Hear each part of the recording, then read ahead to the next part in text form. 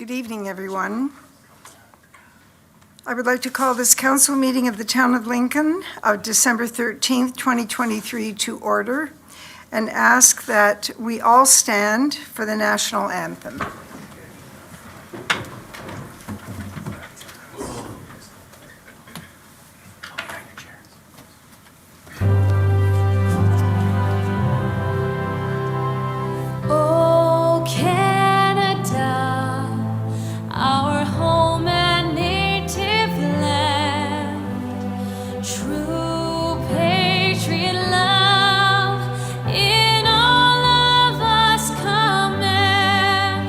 Car ton bras s'est porté l'épée, il s'est porté la croix.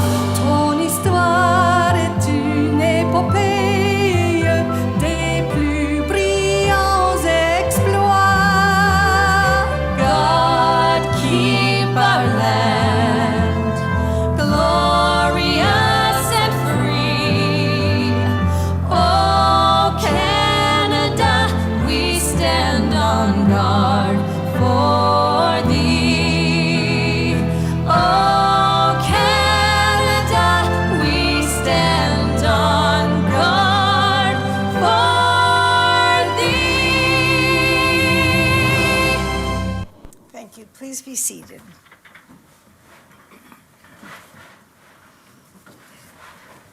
I would like to begin by reading a safety notice. In the event of an emergency, please evacuate council chambers to the nearest exit through the chamber doors.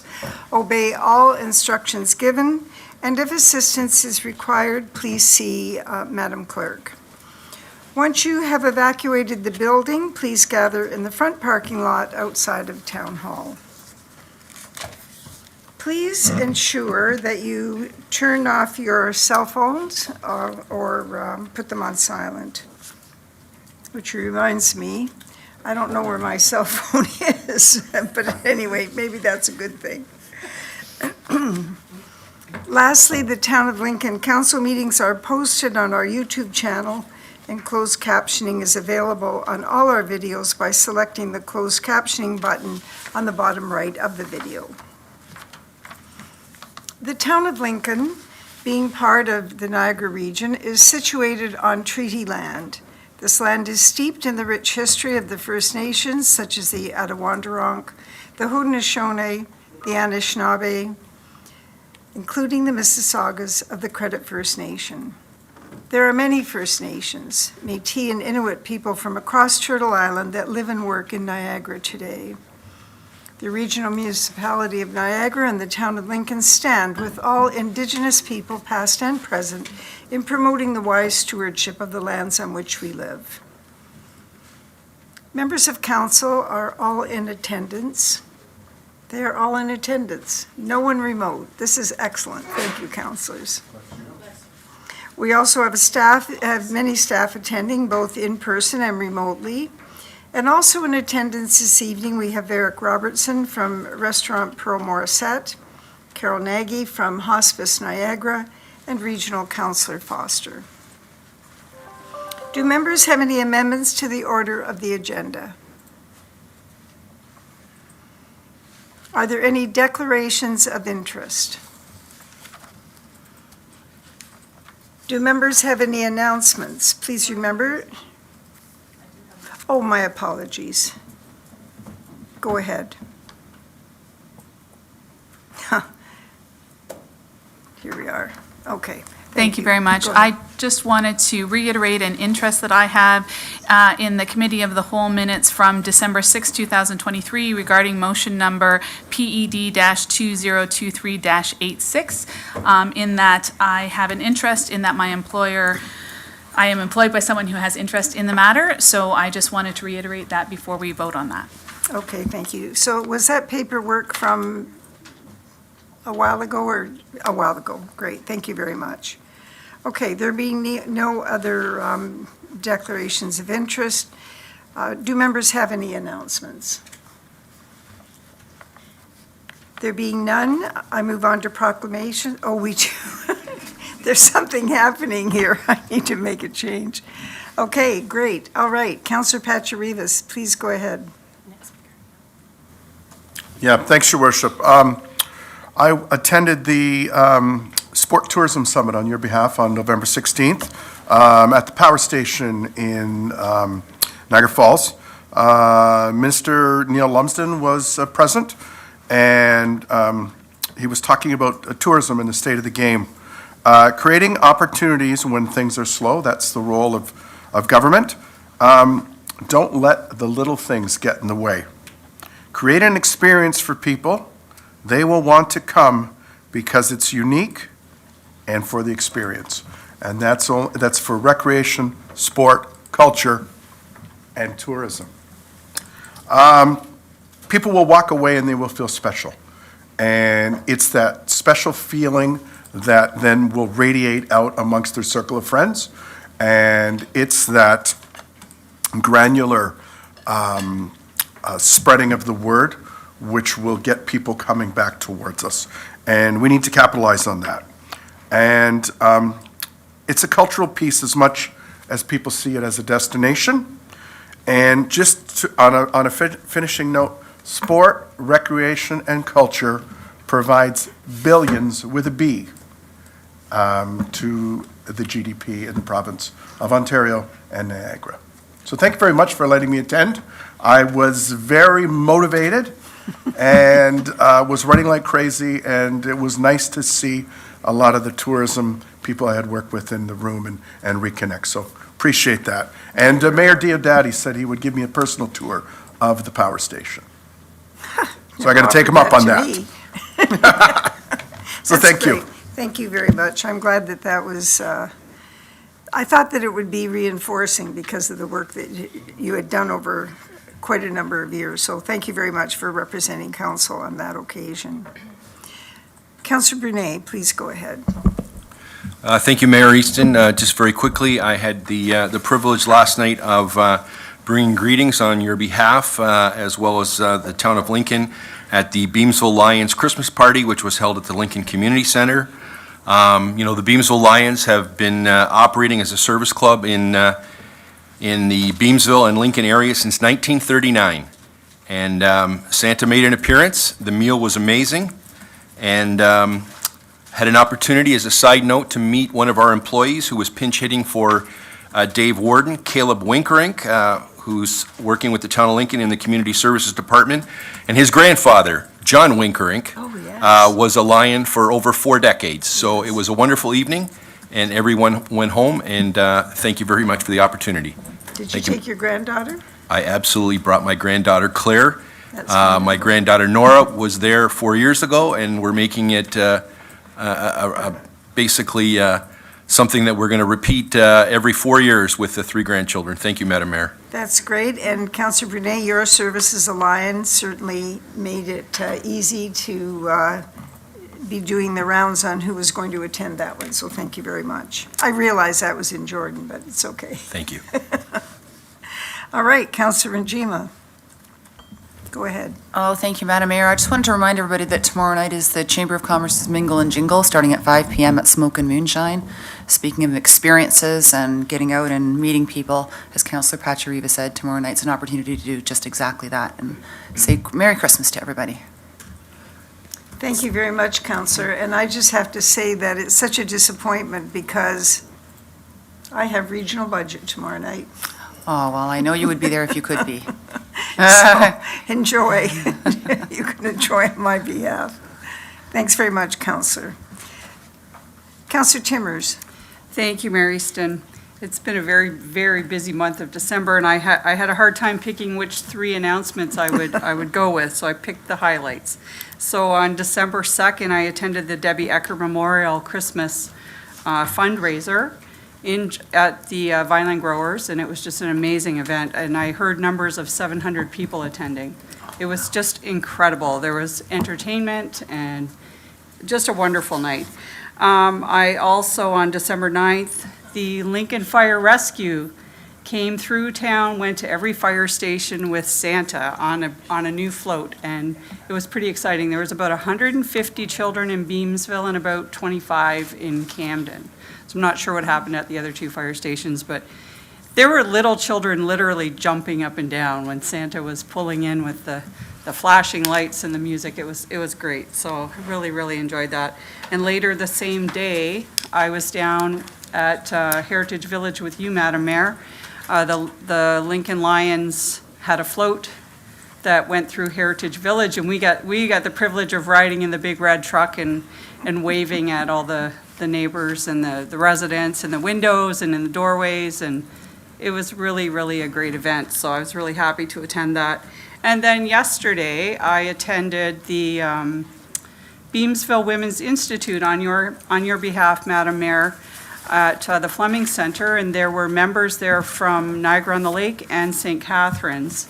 And the Beamsville Women's Institute has been around since 1905. So they had a luncheon of food from around the world. So I was really happy to be there yesterday. So thank you. Well, you did pick some neat announcements.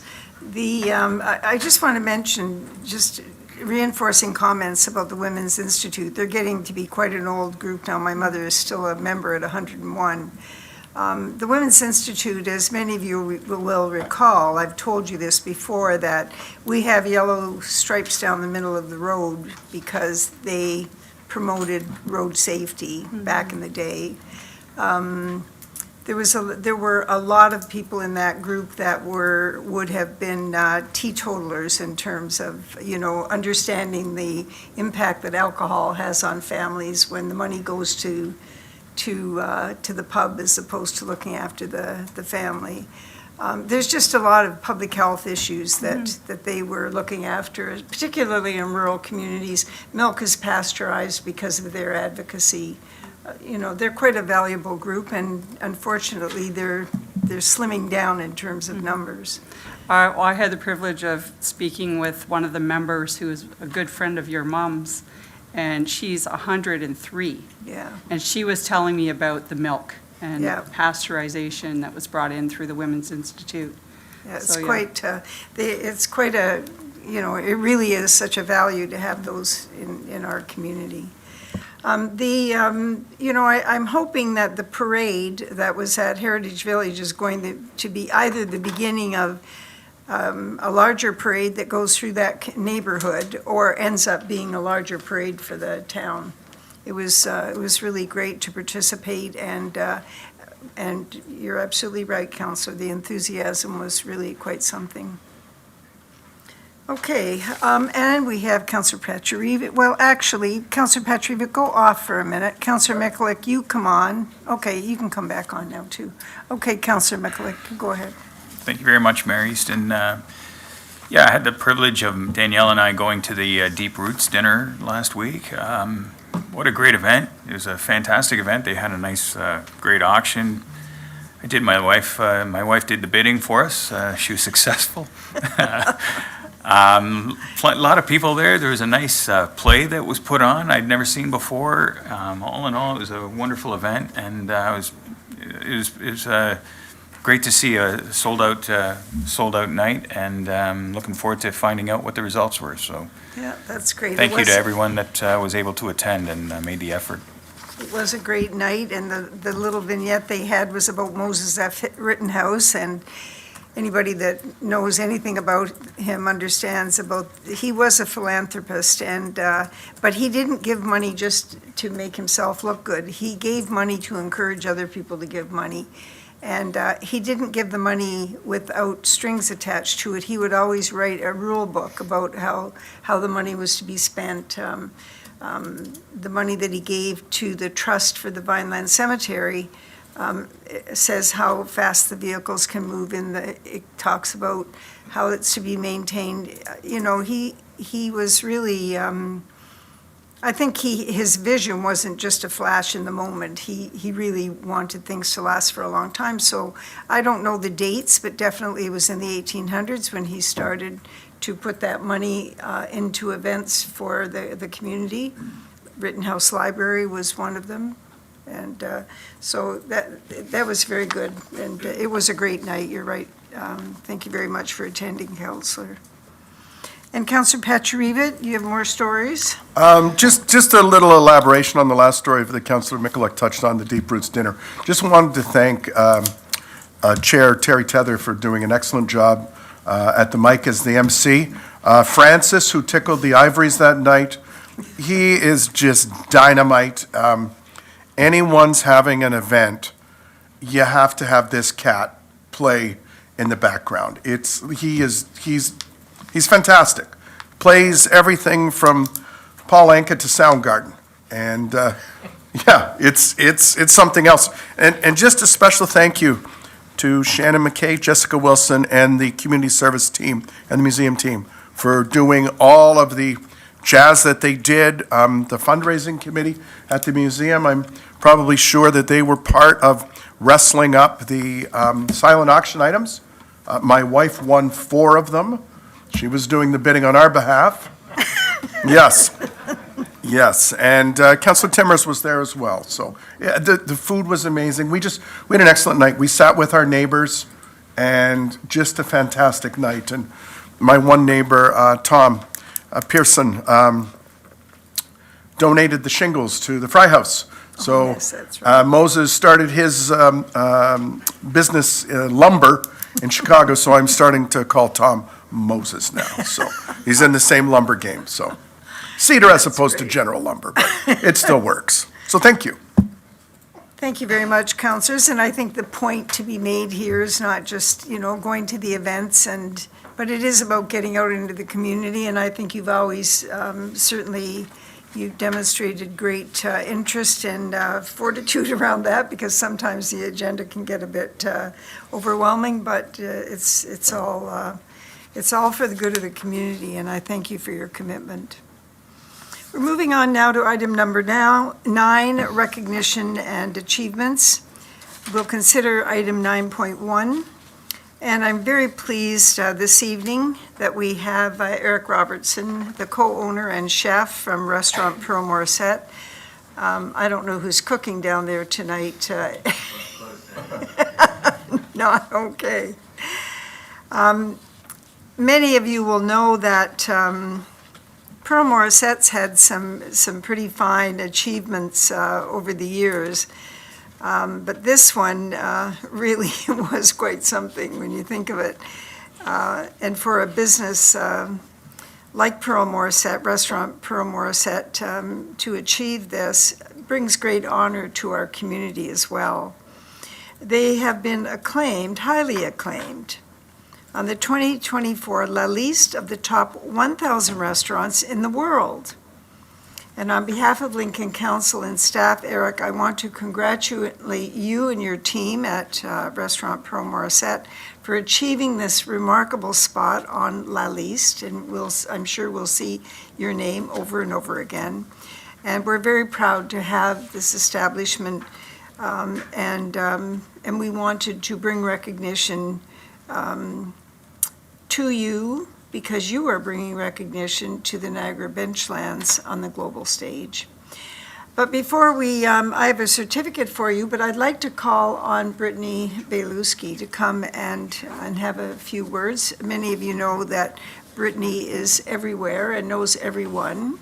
You just have to go with her to any event. She'll have something interesting to tell us. Go ahead, Brittany. Thank you, Madam Mayor.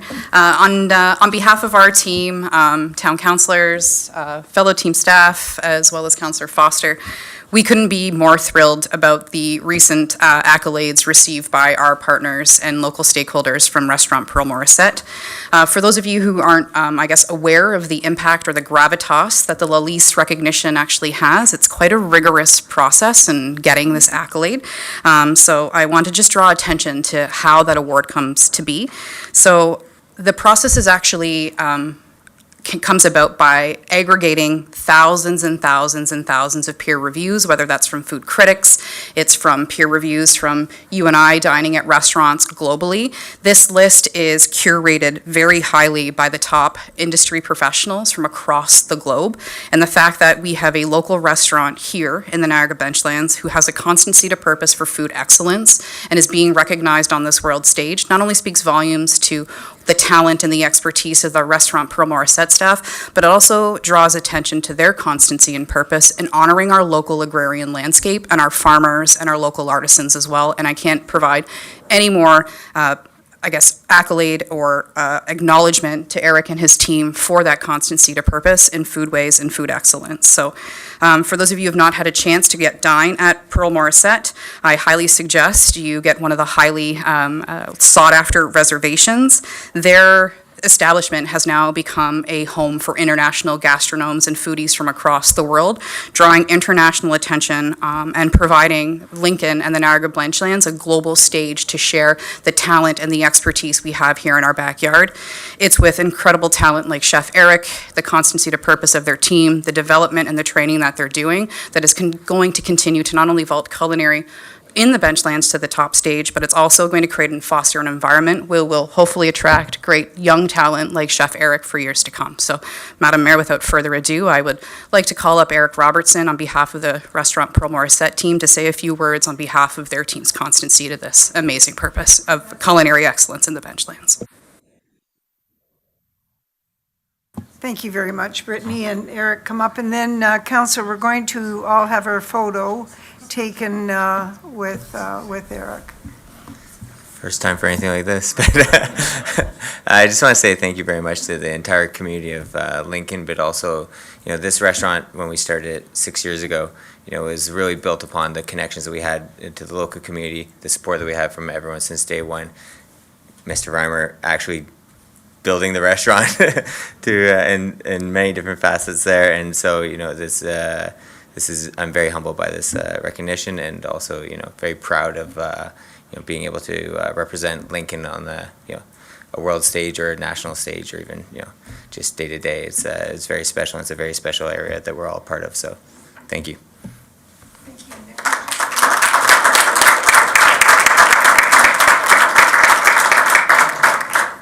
Okay, councilors, let's go and do this little photo shoot.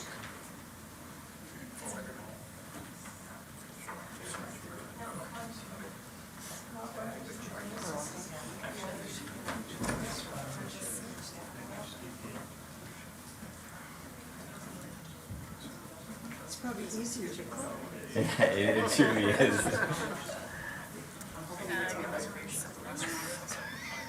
Just go online. Council, can we have I got Eric it. and I the mean, mayor yeah. in the center with the deputy mayor Oh. on the other side? Okay.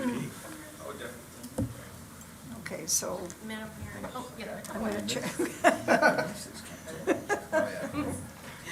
Turn it this way. Do I hold it? We'll shake hands at the same time. We'll look.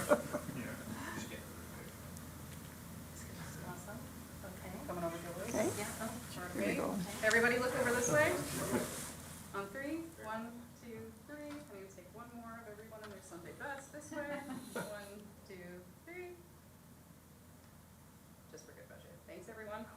So, Mr. Deanne, if you want to come and have a photo with your staff members and Eric, we'll give you a few minutes. All the best, Eric. Thank you very much. Great season. I know, don't stand next to this guy. I know.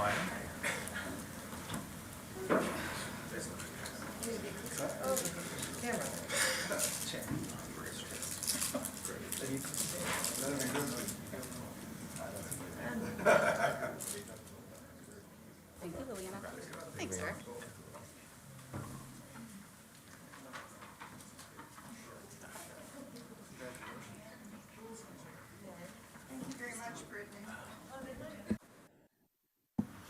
All right, councilors, we're at item number 10 on the agenda. And on the screen, we have present with us this evening Carol Nagy. And Carol is the Executive Director of Hospice Niagara, and she's going to provide us with an update on the Close to Home campaign. Welcome, Carol. It's great to see you again. And Thank you very much. Please go ahead with your presentation, and then it'll be followed by a motion. Thank you very much, Okay, Carol. thanks very much. I'm just going to wait for the slides to come up. Thank you.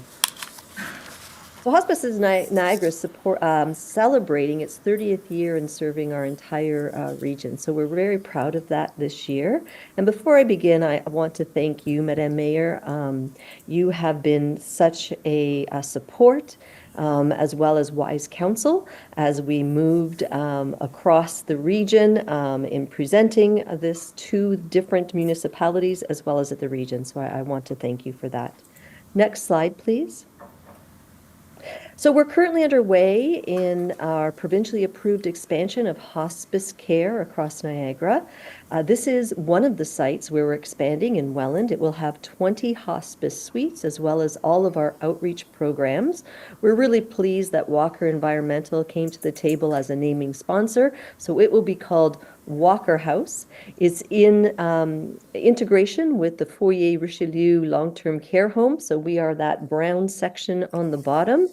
It is now 30% complete in construction, and we're hoping to open by the summer of 2025. Next slide, please. We're also in the final planning stages of the other 10-bed expansion, which is in Fort Erie. The Wilson family came to the table having 100 years business within the town of Fort Erie. So this will be called Wilson House. And we continue to fundraise for both projects. In Fort Erie, we're hoping to get the shovel in the ground soon, and it'll be open by 2026. Next slide, please. Just to remind everybody, we're more than buildings and we're more than hospice beds. We help people to live well at home. So those people who have been diagnosed or living with a life-limiting illness, we want to make sure that we're supporting them to stay at home as long as they wish to. We wrap ourselves around that person and their family and provide any care that we can, which could include our partnership with Home and Community Care, which provides nurse practitioners. We have expert counselors to help with anticipatory grief, as well as people reconciling this last stage of their life, as well as volunteers who do so many roles within the home. They really fill in the gaps of whatever that family needs. Of course, we provide care right now at the Stabler Center in St. Catharines, where we have 10 hospice beds that are available to everyone across the region. That's 24/7 nurse and PSW care as well as counseling. It's a place where people come to live well right to the end and make sure that they die with compassion and dignity. We also have a number of grief and bereavement programs, and you don't have to have received any services from hospice to access these services. We help children as young as 5 all the way through youth and adults in a number of different ways with a number of different bereavement programs that stretch the gamut from art therapy, music therapy, walks, hikes, online helplines for youth, day camps, a whole range of services to help people really cope with that significant loss. It even includes pet grief. So those children that have lost maybe their first pet and are struggling to articulate what that meant to them, we want to make sure that we help build some resiliency in their journey, because we know we all experience loss and grief a number of times throughout our life. And we also have our caregiver program, and this is a growing program. A number of people are caring for loved ones, even neighbors, in their community. And being a caregiver today is stressful. There's a lot of responsibilities that the healthcare system have asked caregivers to do. It's confusing sometimes to access the right professionals and to know the language. And we want to make sure that we're there to answer all caregiver questions, and importantly, make sure caregivers are taking care of themselves. So we run a number of groups, a number of different one-on-one sessions with caregivers, keeping them healthy, keeping them informed and strong so that they can take care of their person in the best way possible. Next slide, please. These are our municipal partners who have agreed to provide some funding to the two builds. I'm hoping the town of Lincoln can join this group. We are asking, as we have all municipalities, for a proportionate share, $4.83 per person, according to the 2016 census.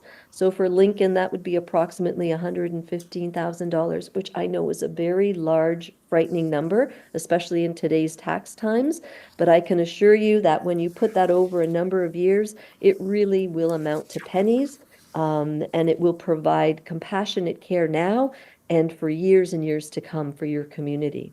Next slide, please. With this expansion, we are expecting to serve over 900 people within the hospice suites, close to 4,000 people within their own homes, and we'll see a growth in our bereavement programs by at least 800 people that we serve. Next slide, please. All of our services and all of our programs are at no cost to the public. We really believe this as a foundation of the value we need to place on end of life and palliative care. And we do this not through full funding from the ministry, but with certainly the help of our volunteer workforce. Right now, we have about 350 volunteers at the Stabler Center. This will grow to about 700 volunteers across the region, some who come to us from Lincoln as well. They help us within the residents, but they also help us within all of those programs I talked about and serving people in their own home and driving them across the region. Next slide, please. We're also a good corporate partner. When we expand, we will bring at least 60 new specialized healthcare jobs to the region. Many of our nursing staff and PSWs do not work with us full-time. They're actually part-time or casual employees, and they work in other sites, like the hospitals and like long-term care. And what this does is provides this specialty of end-of-life and palliative care to those settings as well, and we're extremely proud of that. We also add annually about $500,000 in our local economy for each site, so this will increase as we open. And as we're doing the build, we are very conscious to be looking for local construction companies bidding on these projects so that we can, again, contribute to the economy through the capital builds. Next slide, please.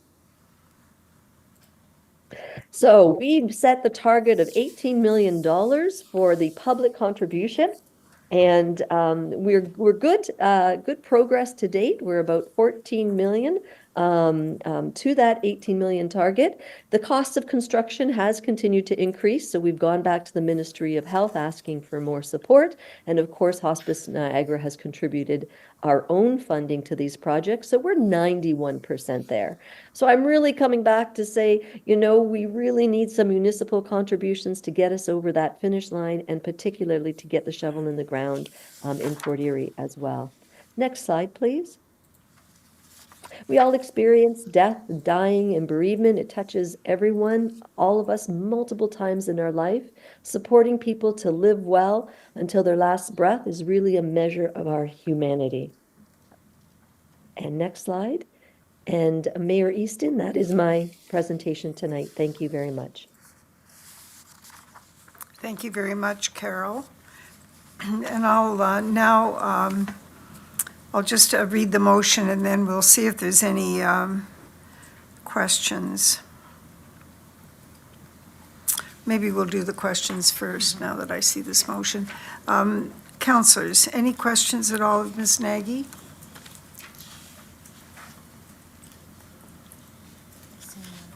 There being none, you've certainly making some great progress, Carol, and I want to, on behalf of council, to congratulate you for all the successes that you've had and for the excellent plans that you have for the future.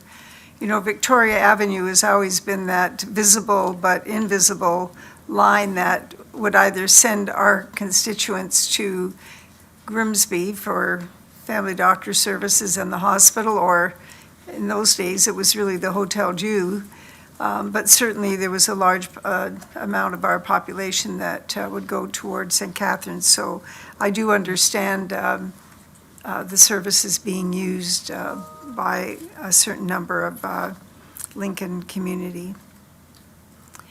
I see no questions. I have a motion moved by Councillor Brunet and seconded by Councillor Timmers that council receive and file for information the following presentation: Carol Nagy, Hospice Niagara, Hospice Niagara Update and Close to Home campaign.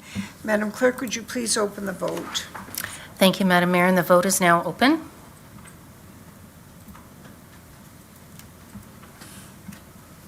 Thank you very much. That's good. Okay, so, and I'll close that vote. And that carries. Thank you. Thank you. The motion is carried, and thank you very much, Carol. Thank Happy you. holidays to you. Thank you, and I wish everybody in council and yourself a happy holiday as well. We'll move on now to item 10.2, Regional Councillor Update. Councillor Foster, would you please come forward?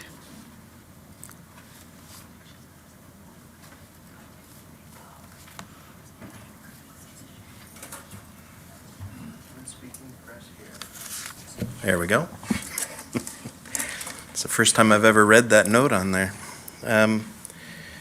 It's quite amazing, the overlap that goes on with this council as well as Niagara Region on a wide variety of things, and even on a personal level too. I was also at the Deep Roots dinner the other evening and really quite enjoyed it.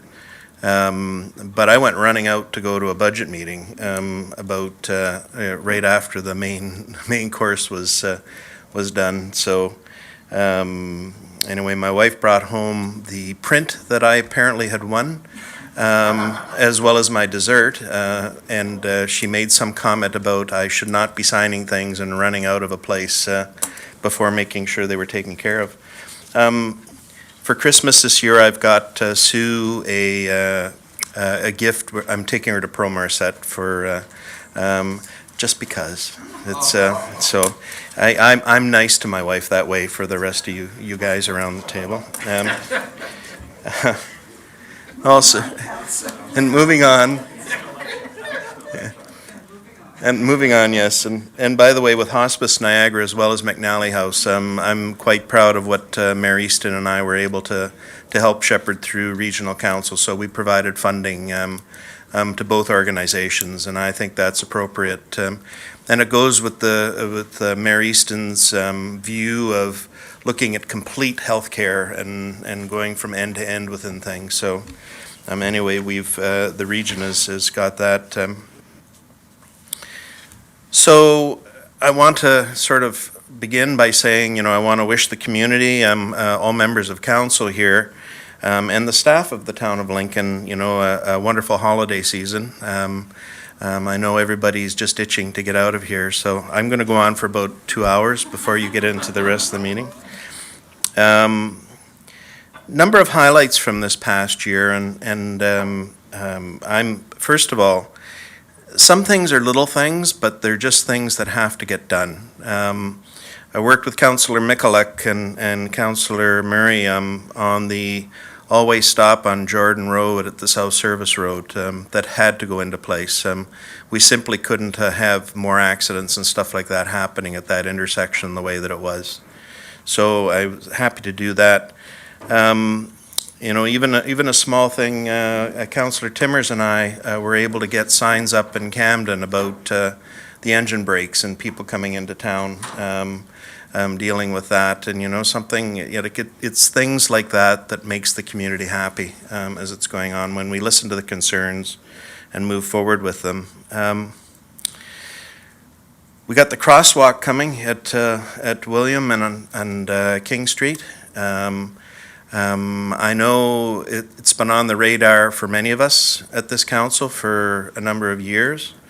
I gotta say, actually after a coffee with Councillor Pachariva, I decided to walk in and have a good discussion with the Director of Transportation, and after a review, we're getting the crosswalk. So I want to thank the prodding from you on that one as well. We have the cameras coming into play on Victoria Avenue. That's going to be happening early in January. I know this council has been very supportive of that, and I'm looking forward to those going in place. And we also have the red light camera going into place at Ontario and the South Service Road as well. That's going into place early in the new year as well. So all of these safety things that we have talked about and have been pushing for a long time, a lot of them are starting to come into play. I'm extremely happy, and I'm hoping you guys on council are happy with this as well. Let's talk about the unhappy stuff, and that's budget 2024. You see how it segues as it's going on? We've really had quite the battle over the last couple of months on budget. We're up with capital expenditures, which is appropriate, and in fact, as all of you know, I've never been one that's been shy on spending money on capital, particularly when it's really required. And we're up 2.5% this year on the overall that's going on in that area. We're up to 279 million. I'd like to see that higher yet, particularly in the transportation area, but one thing at a time. We have to make sure that we have a bunch of these things figured out. Police budget, we sent it back to the police, and they were able to do some reductions before they came in. So we passed the police budget the other day for approximately 6% over the previous year. But that does include a significant number of new hirings on the police side. That is directly going to be a positive for us here in the West Niagara area, or at least that was according to what it was that we were told by the police as they were going and doing their presentation. So anyway, the expectation is that we're going to be, it's a positive thing here on our end of the region. The regional departments actually did really, really well this year. They came in at 3.84%. And so for you guys on staff, I know the battles that you have to go through in making decisions on where increases are appropriate, where they're not appropriate, how to fund the programs, all these types of things. So actually, I was really pleased with what staff came in with on the 3.84%, with all the considerations that are going into play.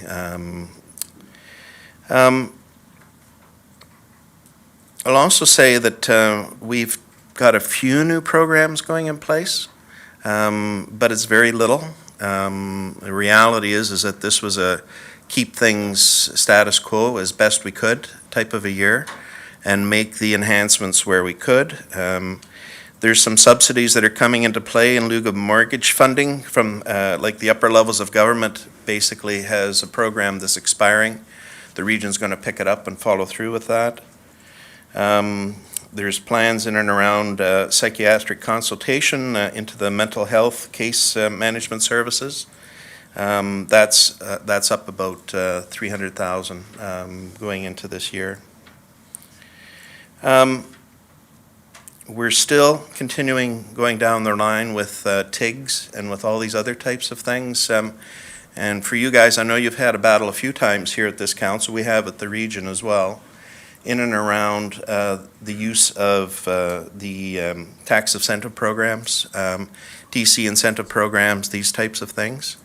However, we do have an increase that we've put through in that particular area. They are very heavily used right across Niagara region, those programs at the lower tier municipalities. And so the deals that are in place have to be followed through. And this is the last year that's coming up for it. My understanding, and correct me if I'm wrong, Madam Mayor, but December 31st of 2024 is when it's a complete shift to the new set of programs that are coming into play. We're making a little bit of use of the taxpayer relief fund. It's coming in at about $10 million that we're making use out of the fund. But that's for one-time funding. We follow a rule very similar in nature to what you guys follow if you're going to be making use of your rate stabilization. So it's doing the same thing at the region. Councillor Pachariva can probably talk a little bit more about this than me, but my understanding is we sent back the NRT budget to the commission, And they've come up with a new set of numbers that are coming through. And from our discussion earlier this evening, I'm very pleased what it is that the commission is recommending coming back in and through. We're dealing with that first thing tomorrow evening at the region instead of going and having a fun time at the other event.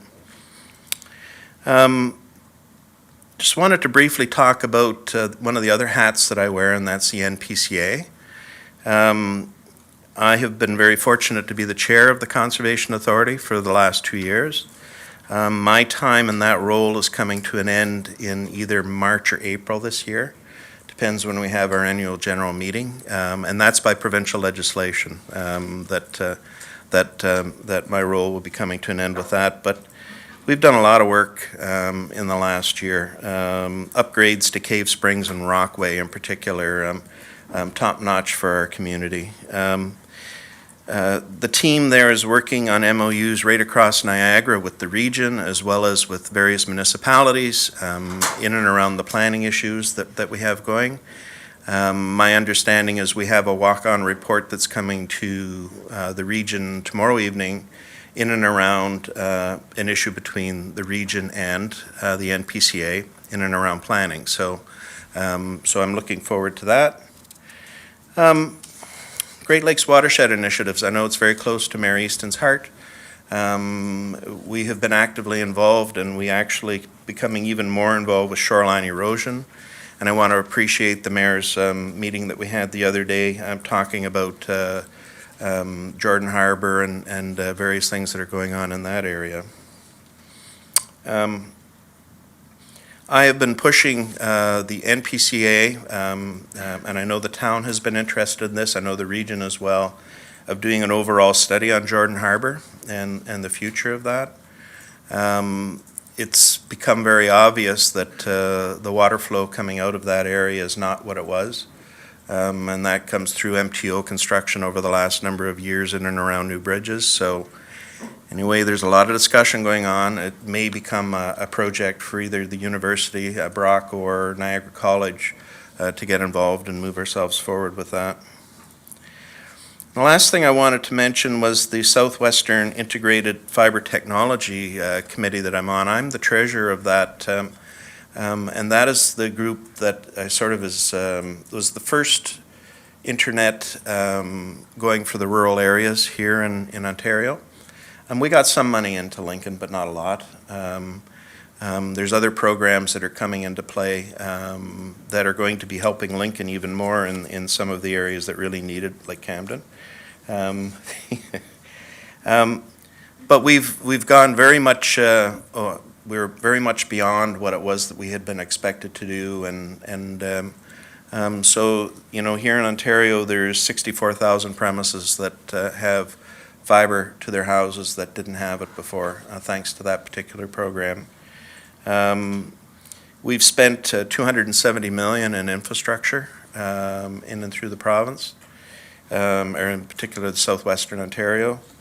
And today there was an announcement, I can broadly say we're going to be working on the next stage. There are some areas here in Ontario, no matter what the program is, they're just not going to be getting fiber internet. So my group is going to be looking at that and coming up with a plan how to actually deal with those. So I'm really quite excited about that's going on. My last thing is I just briefly wanted to mention coming out of the budget processes in and around capital. The list that I gave you for 2023 back, which was it February? I mean, how time flies. Most of those items are still on the list, and most of them are actually coming into play as expected. 2024 construction in many areas that are going to be going on. There's a couple of things that were passed or are being passed with this budget.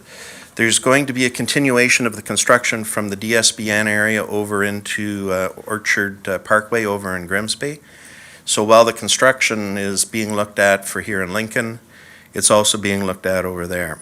Now, again, this is going to be one of these things where we're going to have our directors of public works here and in Grimsby and at the region talking about this very carefully because, as you know, it would not be a good thing if we accidentally get all of the roads under construction all at the same time. So I look forward to seeing everybody working together and making sure that this all happens. And that is my report for this evening. Thank you very much, Councillor. Too much technology. Thanks very much, Councillor.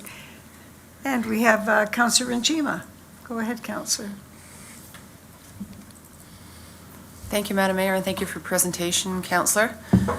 I'm interested in the SWIFT program and learning more about it. So the question I have is, you said there's an area that's not going to be getting fiber technology, and that's going to be one of your next steps, is looking into that. So can you describe a little bit more about what that area is, or is it something that you know at this point? It's right across the province. And so what's happened is there's these areas that we will call just beyond the end, if you want to put it that way. And so the ISPs, as they were putting in their fiber, refused to go the extra step within it. So we're looking at that.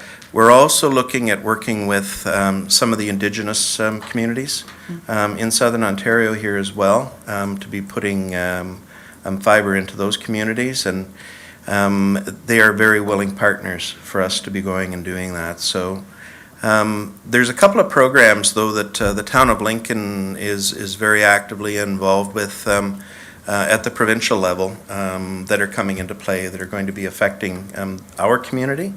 And a lot of the coverage is going to be coming into play from that. So anyway, more than happy to have a further discussion on SWIFT with you, Councillor Ranjima. Thank you. Where's the best place for us to find information on that? On the website, on SWIFT. So it's Swift Rural Broadband, swiftruralbroadband.ca. Okay, thank you very much. Yep. Appreciate that. Thanks very much, Councillor. Go ahead, Councillor Brunei. Thank you, Mayor Easton, through you to Councillor Foster. So Rob, just wanted to continue on the SWIFT. So you indicated that, we have some providers working in Lincoln, and I certainly have been copied on a number of the emails from a number of residents back to our director, Deanne. And I know there's been considerable investment made in the urban areas, but in the rural areas, we're still struggling. And I see residents reaching out to Director Deanne, and unfortunately, right now we don't really have anybody touching that. So I'm just wondering, was there an investment by SWIFT in West Niagara? There was considerable investment in West Niagara. Most of it, though, because of the program, ended up being here in the, I'll call it the Lower Beamsville area. And there was fiber put in the ground, in particular over into the industrial park area, if I'm not mistaken, in and along Green Lane as well. Most in Niagara has been, I don't know, there was a lot going into Niagara-on-the-Lake, because Niagara-on-the-Lake actually is unfortunately a bit of a wasteland when it comes to fiber technology, which kind of surprised me. Remember with SWIFT on the thing, and SWIFT was a program that ISPs came to us saying, we will do this section at this cost, and we will hit these many premises, okay?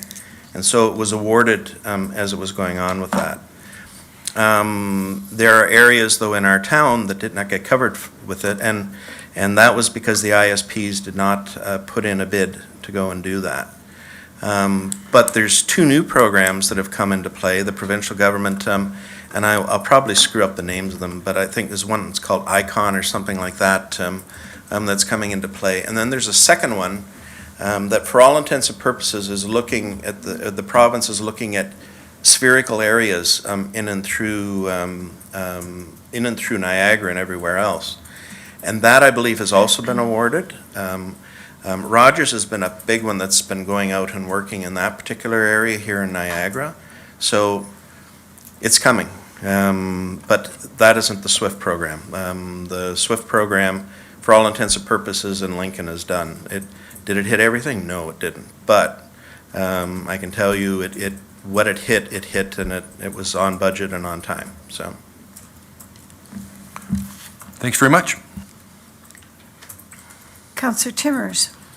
Thank you, Mary Easton. I have to comment on SWIFT, and you know, I've been following SWIFT for a long time.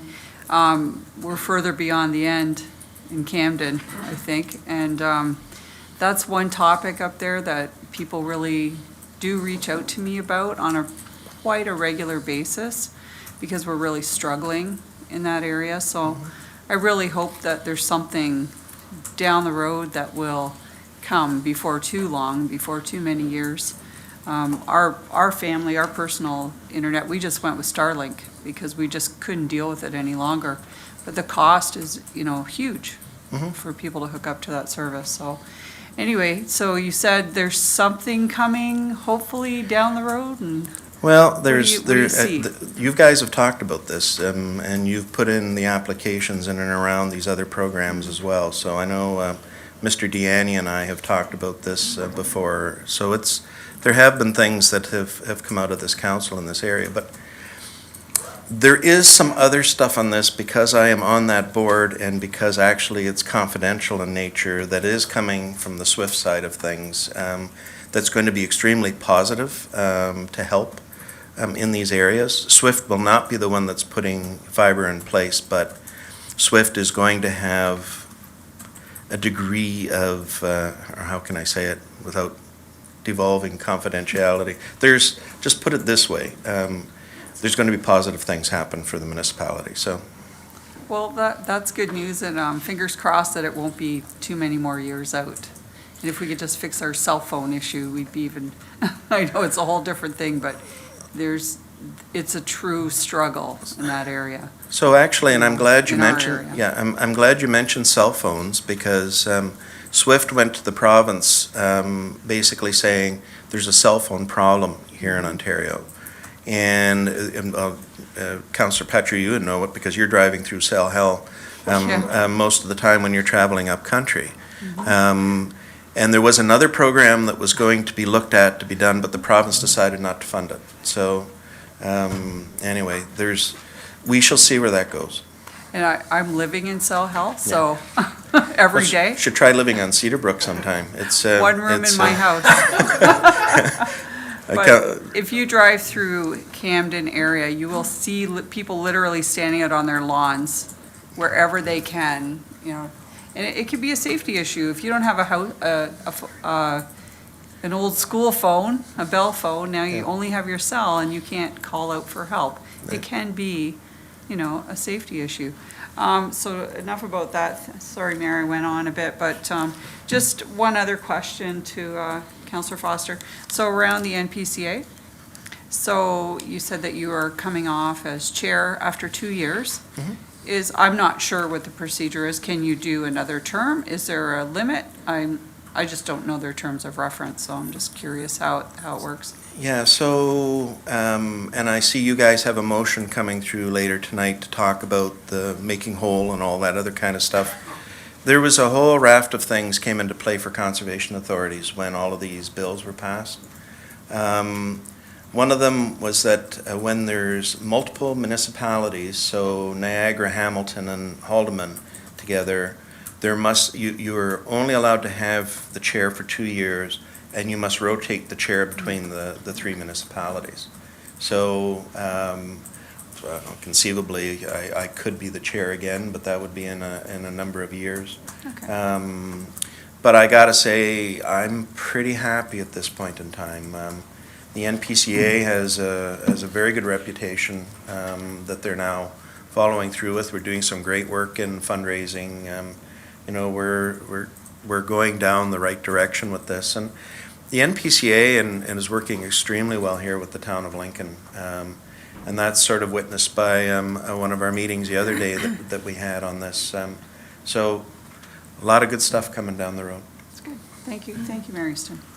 Thank you very much, Councillor. I'm going to just briefly go to Councillor Mikulik, to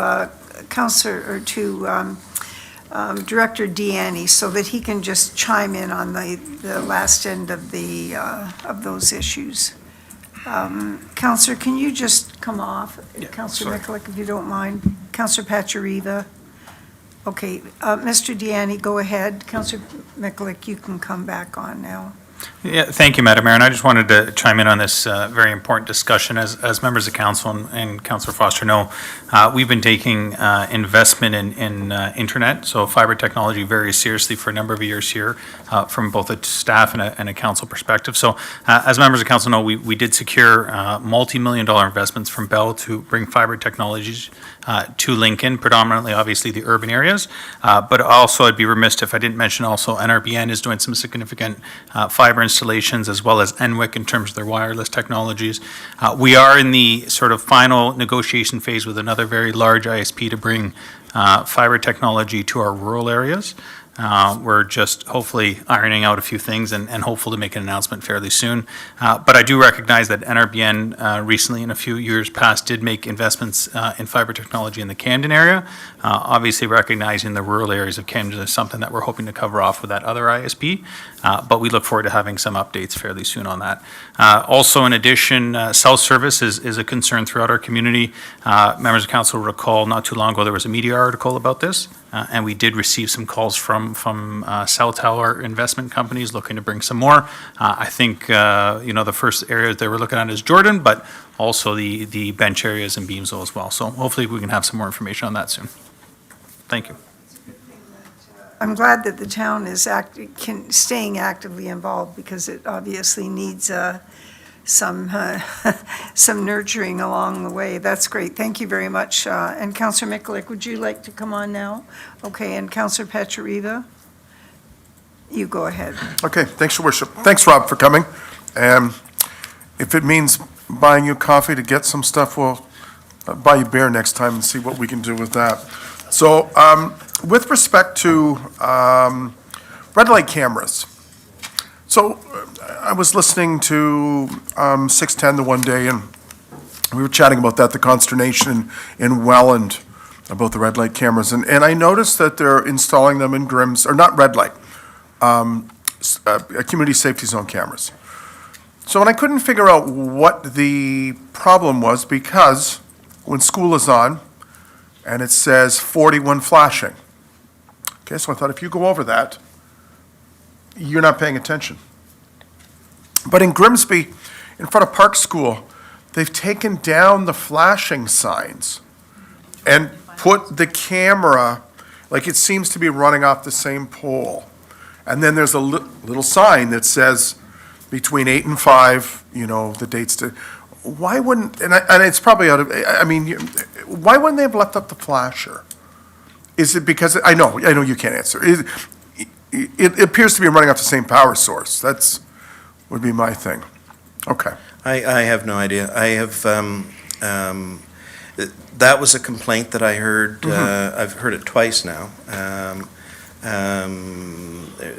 First time was from people that were caught speeding, weren't particularly happy. And the second, I've been talking to some people down on Victoria Avenue who are saying like the sign is really small, so I have made a request back and through to staff to understand why it is what it is, so, and the same thing, was it,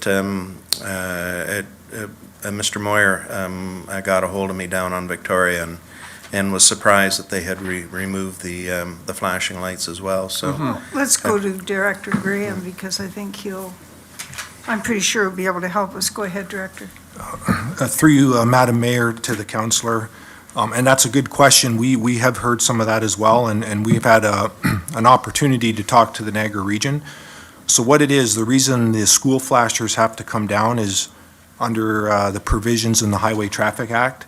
When you have an automated speed camera, you can't have another flashing type light. It can impact the actual operation of the camera. Okay.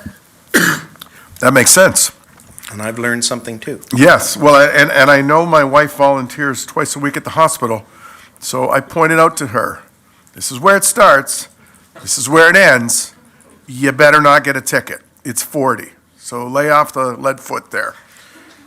So, another question, Rob, to the Jordan Harbor. So there was a capital plan a while ago about linking, the first step was turning Jordan Harbor into a non-motorized body of water. And then there was a plan to link Balls Falls to Jordan Harbor via boardwalk. Is there any movement on that, or is it? I would be guessing for the most part, like there is work that's been going on at the bridge at the bottom of the Jordan Hollow. Okay. Designs that are going into the future with that. And there was a discussion going on, even starting it from the NPCA area and coming down in and through, but I'd be talking out of turn. Yeah, that's okay. It hasn't been high on my file list. So. Okay, terrific. Yeah. Thank you. I'm just going to ask the CEO to chime in on this one. Through you, Madam Mayor, to the councillor. I do recall, and I was just informed by staff that the NPCA is looking at doing a master servicing plan, and so this has been mentioned. Now, it's been a number of months since it was mentioned, so probably time for a little bit of an update, and I think we can get back to you on that. Great, thank you. Yeah, and I would suggest to you too, the Jordan Harbor thing. I think that's in the interest of this municipality to be making sure that that's going to be a healthy body of water for the next number of years. So if nothing else, should be at least lending support as we're going down the road with that. So. We're also speaking with the NPC about the loss of the dynamic beach at 15 Mile Creek. And the other item that we talked about last Friday was unlawful dumping over the bank at Bayview. And so for those of you that are representing that area, it is a serious problem. There's been serious non-compliance, and it's being dealt with quite aggressively. I mean, the pictures of what has been dumped over there it's really pretty disgraceful. So just to add to that, and because social media tends to be uninformed in an awful lot of occasions going on, and as was discussed with the town of Lincoln, there's open files that are going on with these things, and it's very similar in nature. Do you remember the issues we had in Camden with the cleanup of the garage that was going there years ago, and it seemed like it took forever to actually make that happen. But the problem is that there's this thing that you have to go through a sequence of steps, and so I can tell you that there's active and open things that are going on in this particular area at this point in time. So, and we'll see where it leads. There can be fines. There could be up to and including jail time with these things. But again, it just got to let the whole thing flow itself out. Councillor Foster, I want to thank you very much for your commitment to the town and the loyalty that you've demonstrated over the last year. There's been many, many projects for many of us on this council to touch with you, and I think we're making some great progress, and particularly with the NPCA. It really is a pleasure to work with them. They're very eager to solve problems, find solutions, and to share in the responsibilities, which is very refreshing. Yeah, thank you, Mayor Easton. I appreciate that. And the one promise that I am going to make, and this is to Councillor Michalek, who is on my case a fair bit with it, but downtown Vineland, Sandra and I are going to get that moving like we have to. So that's going to be our public works / transportation focus this year to see and get that into shape. So with that, thank you. Thank you very much. I'll see you tomorrow. All right, now we're We have a motion moved by Councillor Njima and seconded by Councillor Reimer. The council receive and file for information the following delegation, Regional Councillor Foster. Madam Clerk, would you please call out the vote? Thank you, and that vote is open. And I will close that vote, and that carries. Thank you, Madam Mayor.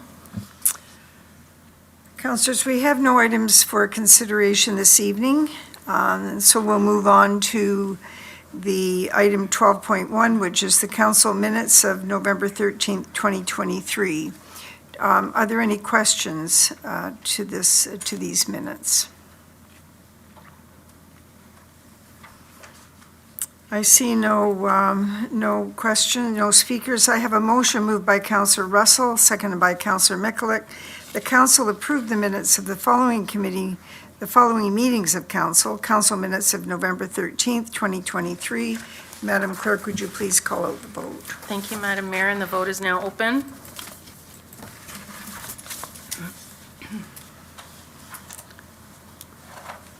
And I'll close that vote. And that carries.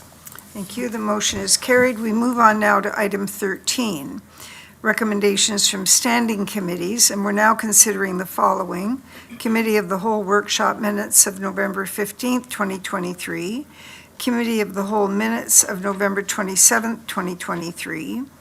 Committee of the Whole budget minutes of November 29th, 2023. Committee of the Whole minutes of December the 4th, 2023. Committee of the Whole minutes of December 6th, 2023. Committee of the Whole budget minutes of December the 11th, 2023. If you have questions, please identify which area that you're wanting us to focus on. Councillor Mikulik, please go ahead. Thank you very much. With respect to 13.6, the budget minutes, motion number COWB 2023-40. Could we vote on that separately with a recorded vote? Yes.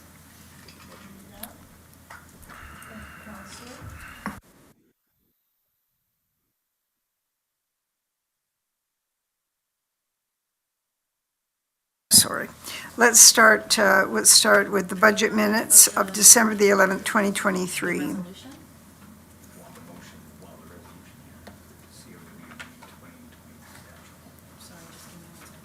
I'm sorry, Madam Clerk, is there something that, I'm just verifying something, Madam Mayor. No, not yet. No, that's not yet. Give me 1 second, though. Madam Clerk? 1 moment, sorry. So the minutes that you want them. Yeah, I'm just trying to figure it out. You scroll down, motion number COWB 2023-40. It's in wrong into the, Deanna. You've got it as -39. It's -40. It's okay, I can change it. That's what's throwing me off. Sorry, Council, we're just sorting out, I think, a number. So you want a recorded vote on that? Well, I was just going to clarify for Councillor Mikulik that in our script this evening, there's a note that I had advised the clerk anticipating that there would be requests for recorded votes. In the script, it notes that I requested that it be noted in the script that resolution COWB 2023-40, that's the corrected number for budget minutes of December the 11th. From the Committee of the Whole, budget minutes of December the 11th, 2023 be considered separately, and I am seeking a recorded vote. And I have a motion moved by myself and seconded by Councillor Reimer that resolution COWB-2023-40 of Budget Committee minutes of December the 11th, 2023 be approved. Madam Clerk, would you please open the vote? Thank you, and that vote is now open for a recorded vote.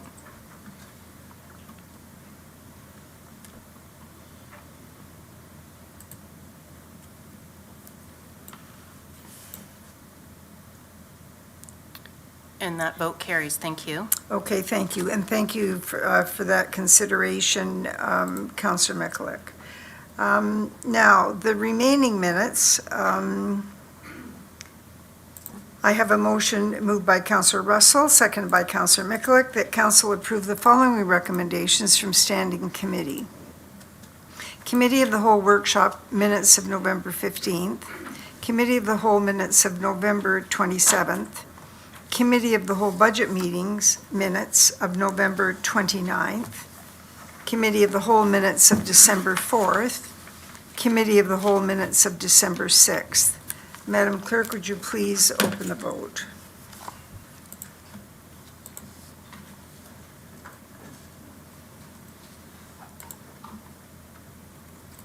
And the vote is now open.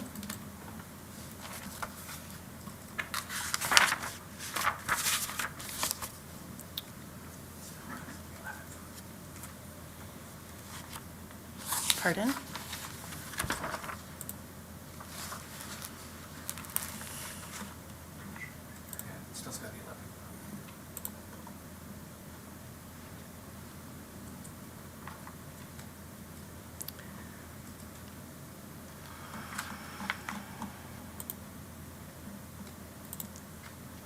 It's the title of the motion. We can change that. It's not just December 11th, it's for the whole minutes, sorry. There's a mistake in the e-scribe there.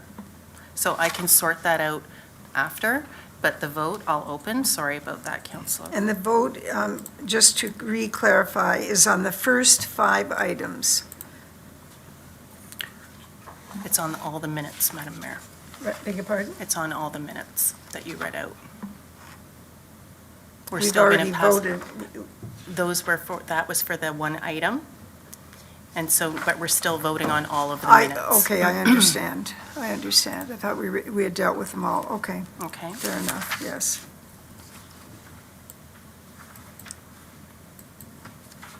So please go ahead and vote if you haven't already.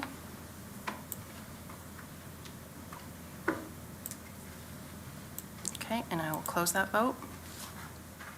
And that carries. Thank you. Okay,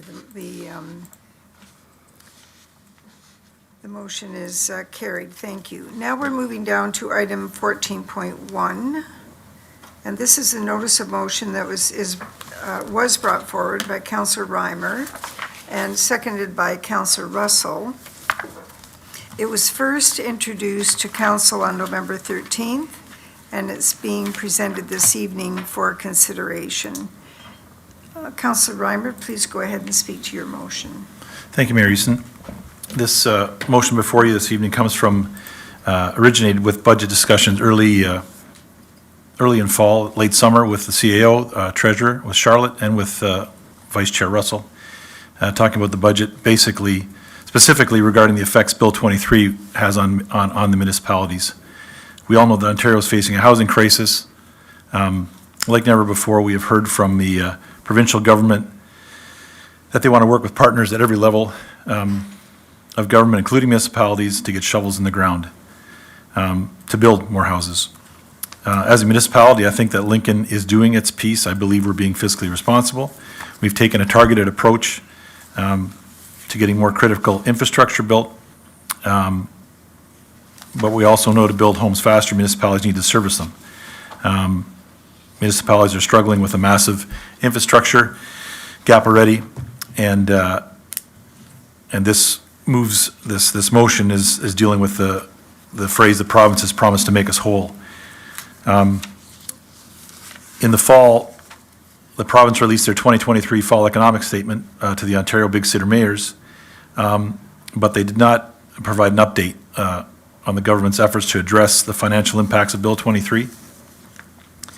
And I believe the province was listening or else looked at our agenda this evening, because the CAO circulated a news release late today. I didn't get a chance to look at it all, but from the Ministry of Municipal Affairs and Housing, and it seems like it addressed address this specific motion. So Mayor Easton, I think this motion is basically a strong encouragement and a strong reminder of the provincial government's commitment to assist municipalities with the outcomes of Bill 23. All Thank right. you. Would you like to read your motion? Do you want to, are you comments or questions, or you want to read it right away? Well, Take comments and questions. we'll have questions first. I have Councillor Timmers.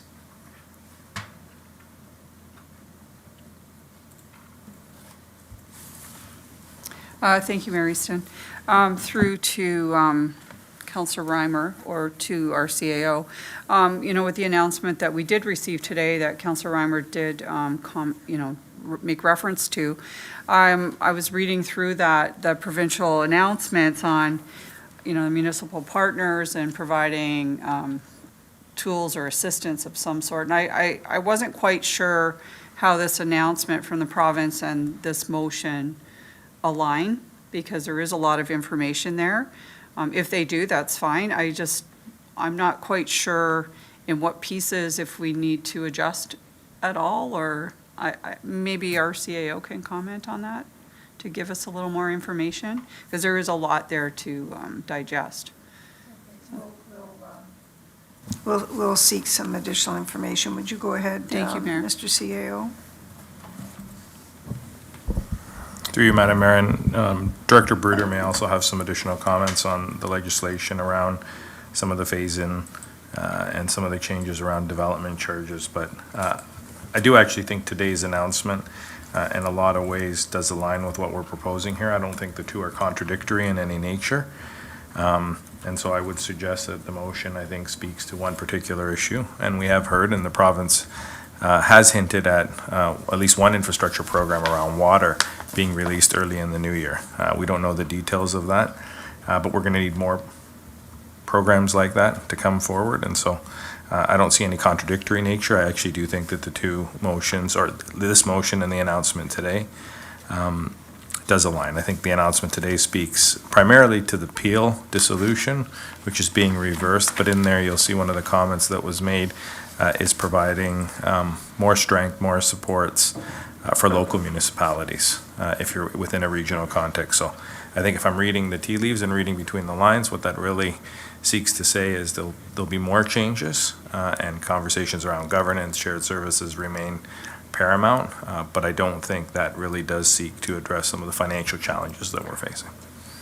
No, that's great. Thank you very much for that. I think that's where I was going, because we did receive this at the end of the day, and it was a lot of information. So I'm supportive of this motion. I think it's great. We're getting out in front of it, but I just needed to hear a little more, the councillors or our CAO's insight, So thank you, Mayor Easton, and I will be supporting this motion. Thank you. Okay, thank you very much. Mr. Bruder, did you have anything else that you would add? To your worship, not a whole lot, only that, when we talk about some of the comments around making us whole, and we look at some of the impacts to development charges and what we can collect, I think what the announcement indicates from earlier today is that there's going to be an opportunity for more consultation, working towards maybe some partnership frameworks. So I think, this motion could be a little bit timely, considering that too, as we enter into those types of consultations that the province is going to be offering. So that's all I'd add, your worship. Thank you. Okay, that's fine. Thank you very much.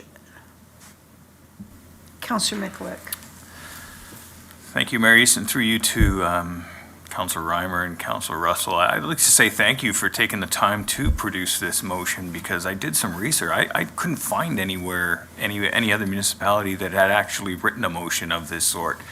There's been a lot of talk amongst mayors and CAOs about, this concept of making us whole and when are we going to figure this out. But to my knowledge, it's the first time anyone's actually scripted one or written it down. So I think it's still important, because despite what we've read this afternoon, I don't know if there's any real clear timeline to when this is all going to happen. And I think the sooner, the better, to let us know what's going on. So I like this motion.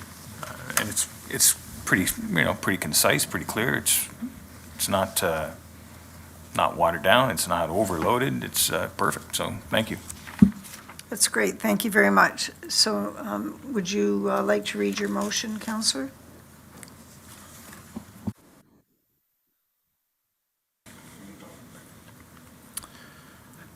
Whereas the town of Lincoln is committed to doing their part to reduce barriers and find solutions to meet the development demand imposed by the province under Bill 23, More Homes Built Faster Act 2022, and whereas Bill 23, More Homes Built Faster Act 2022 aims to build 1.5 million new homes by 2031, and to accomplish this goal, the bill seeks to eliminate or reduce a range of processes, fees, and regulations that have the potential to slow or inhibit development. And whereas municipalities play a vital role in fostering community development, providing essential services, and maintaining local infrastructure. And whereas in 2019, the National Housing Strategy recognized housing as a human right, and under Bill 23 implemented 2 strategies focusing on affordability and attainability respectively. And whereas the town of Lincoln recognizes the importance of financial tools to raise funds and support programs and services.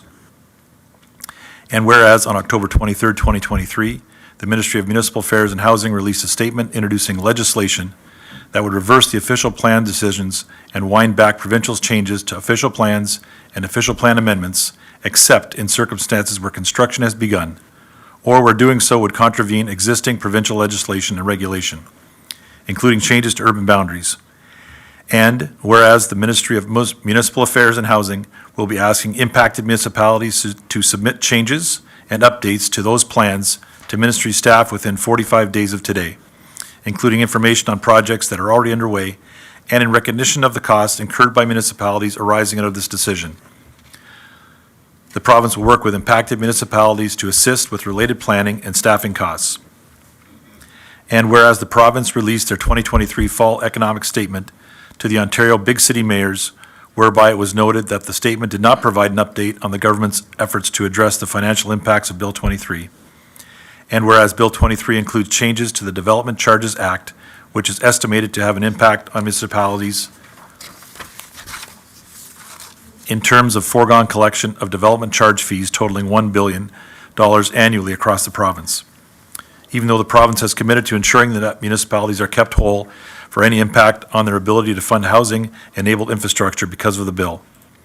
And whereas smaller municipalities will need to work with the province to potentially create and approve new revenue tools to fund the various municipal operations and capital investments needed to meet the targets as set out in Bill 23. And whereas without revenue tools and provincial programs and the supports, the ability to build the infrastructure required to support the creation of new homes, roads, sewer, water systems, supports, and delivery of services such as fire and police are exacerbated. And whereas under the current climate of inflation and rising construction costs, municipalities will have to undertake less infrastructure, especially without significant provincial program intakes and funding streams. And whereas municipalities already have limited cost recovery avenues with asset management plans and existing legislation resulting in a growing provincial and Canada-wide infrastructure funding gap. Therefore, be it resolved that the Town of Lincoln Council requests support for all municipalities that are challenged to fulfill their growth targets by the financial burden imposed by the Province of Ontario with Bill 23.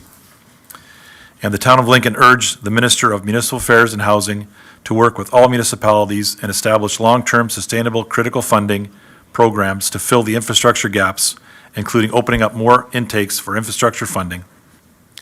And the Town of Lincoln Council emphasized the importance of the provincial government's commitment to looking forward as municipalities deal with the outcomes of Bill 23, and that should municipalities require funding to be made whole, that the government address these funding shortfalls.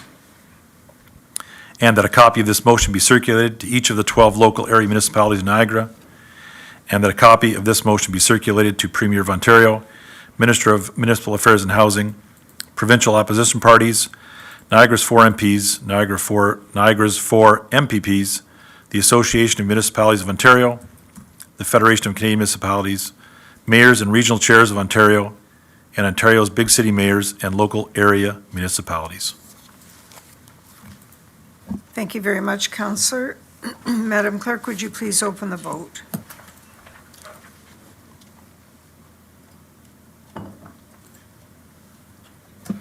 The vote is now open, Madam Mayor.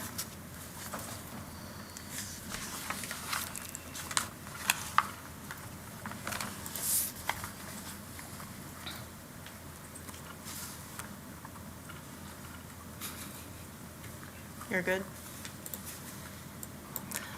I'll close the vote, and that carries. Thank you. Thank you very much. That motion carries, and thank you very much, Councillors Reimer and Russell, for bringing that forward. It's a good, strong way, it's a good, strong start to 2024. Councillors, we're now considering item 16.2, a notice of motion brought forward by Councillor Pachariva that will be introduced this evening, and we will seek an affirmative two-thirds vote for immediate consideration. Madam Clerk.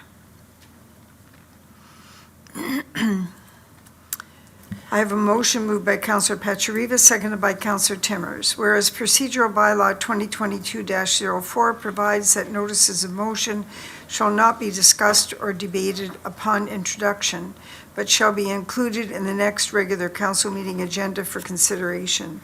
And whereas Section 7.8.5 of the Town of Lincoln Procedure Bylaw 2022-04 permits a notice of motion to be considered upon its introduction by an affirmative vote of two-thirds of the members present. And whereas it is deemed impractical or not in the best interest of the Town of Lincoln to delay consideration. Therefore, be it resolved that the pertinent rules contained in Section 7.8 of Procedure Bylaw 2022-04 be waived to permit the introduction and consideration by council of the notice of motion on the council agenda pertaining to a comprehensive review and overhaul of the Emergency Management and Civil Protection Act 1990. Madam Clerk, would you please open the vote? Thanks, Madam Mayor, and it is now open.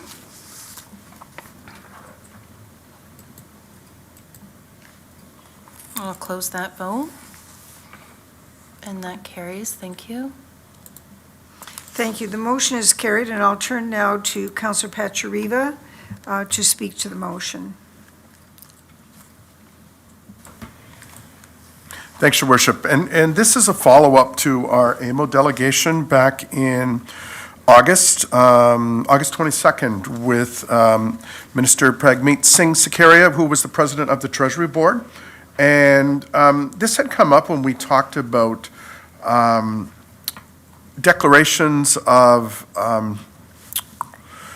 emergency.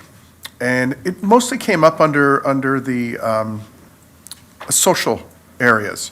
And the chief had said at that point that a lot of the emergency acts dealt with weather-related things or fires or short-term incidents that had a definite start date and an end date, and that the act is from 1990 and needed to be rewritten because it's been gone on for 32 years and didn't cover any of these things that we're dealing with. And we were actually encouraged by the staff of the Treasury Board that, yes, this would be a good thing for them, and they encouraged us to do it, and they said that they were actually quite impressed that we had brought this forward to them, because their hands are tied in how they deal with emergency situations. So that's the premise, and we were waiting for some of the things to go through, and when Kathy McGrath had the session a couple weeks ago, it kind of tweaked me that, yeah, has anything come down the line that we can act on? And I want to thank Kathy, I want to thank the clerk, I want to thank the chief for helping write this motion, and yourself, Your Worship, for supporting it and seconding it, because I think it's very important, and it'll help us deal with things in the future. Great, thank you. And Chief Hudson, because it was quite I'll use the word profound, because it was very well received when we delegated. Would you like to add any supportive commentary? Yes, thank you, Madam Mayor. Yes, I think Councilor Pachariva covered it quite eloquently. We have had conversations since the AMO meeting with Commissioner of Emergency Management, and as was said before, there is support at the Treasury Board level, at the Emergency Management level. But one of the things that kind of surprised us when we were talking to the Commissioner is, quite frankly, there hasn't been a lot of pushback or communications from lower area municipalities to instigate this. So we're hoping through this notice of motion tonight that we can, push the issue forward, perhaps get some support from other municipalities to address this very important issue. So thank you. Thank you very much, and thank you very much, Ms. McGrath, for your input as well. Do members have any comments?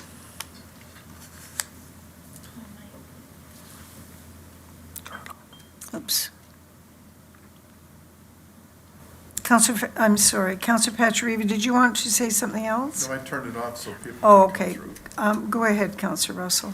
Thank you, Madam Mayor. Through you, possibly to Councillor Pachariva or to the chief, in terms of the social aspect of things, like, I mean, maybe it's just open-ended and it's to allow the powers that be to determine what would fit into it, but where would the limitations in your mind be on what would qualify for a social emergency? Through you, Madam Mayor. Go ahead, Chief. Thank you, Madam Mayor, through you. Really, the definition of an emergency in terms of the Act is anything that really is beyond the capacity of the municipality to deal with, and things that affect the well-being of the community and the well-being of the residents of the community. We're looking at things like opioid addictions. We're looking at issues like homelessness that were not even contemplated when the Act was written, but they do have a profound effect on, I'm going to say, most, if not all, communities in Ontario now. And, Lincoln is not immune from it. We do address these issues now as well. But really, there is no mechanism by which we can tap into provincial and other resources to assist local area municipalities deal with these things. Now, granted, a lot of these issues would be dealt with public health and other regional entities, but there is certainly a local component as well. And part of it is really, number one, to bring awareness and to focus efforts on mitigating the issue and responding to the issue. And part of it is, if there are funding streams available from the province or other levels of government, that perhaps we could tap into this as we move forward with this. Thank you. Through you, Madam Mayor, again, a follow-up question. So, again, those topics or those criteria that you mentioned, like, there are already funding vehicles for those through the region and again going up to the province. So, it would not just behoove us to ask for additional funding for those, or is it? Do you think that there's going to be acute situations where there is going to be some responsibility on the local area municipalities outside of what is already being offered by the vehicles in the region and the province? Through you, Madam Mayor. Through you, Madam Mayor. Yes, I think there are acute situations, and we're seeing it now more than ever. We're perhaps not as visibly in Lincoln, but I think we'll see it. We do have things like tent cities, the homelessness, the issues. In fact, we do have homelessness and somewhat tent cities in Lincoln as well, but they are acute. It's really gone beyond the ability of the region and other local entities to deal with.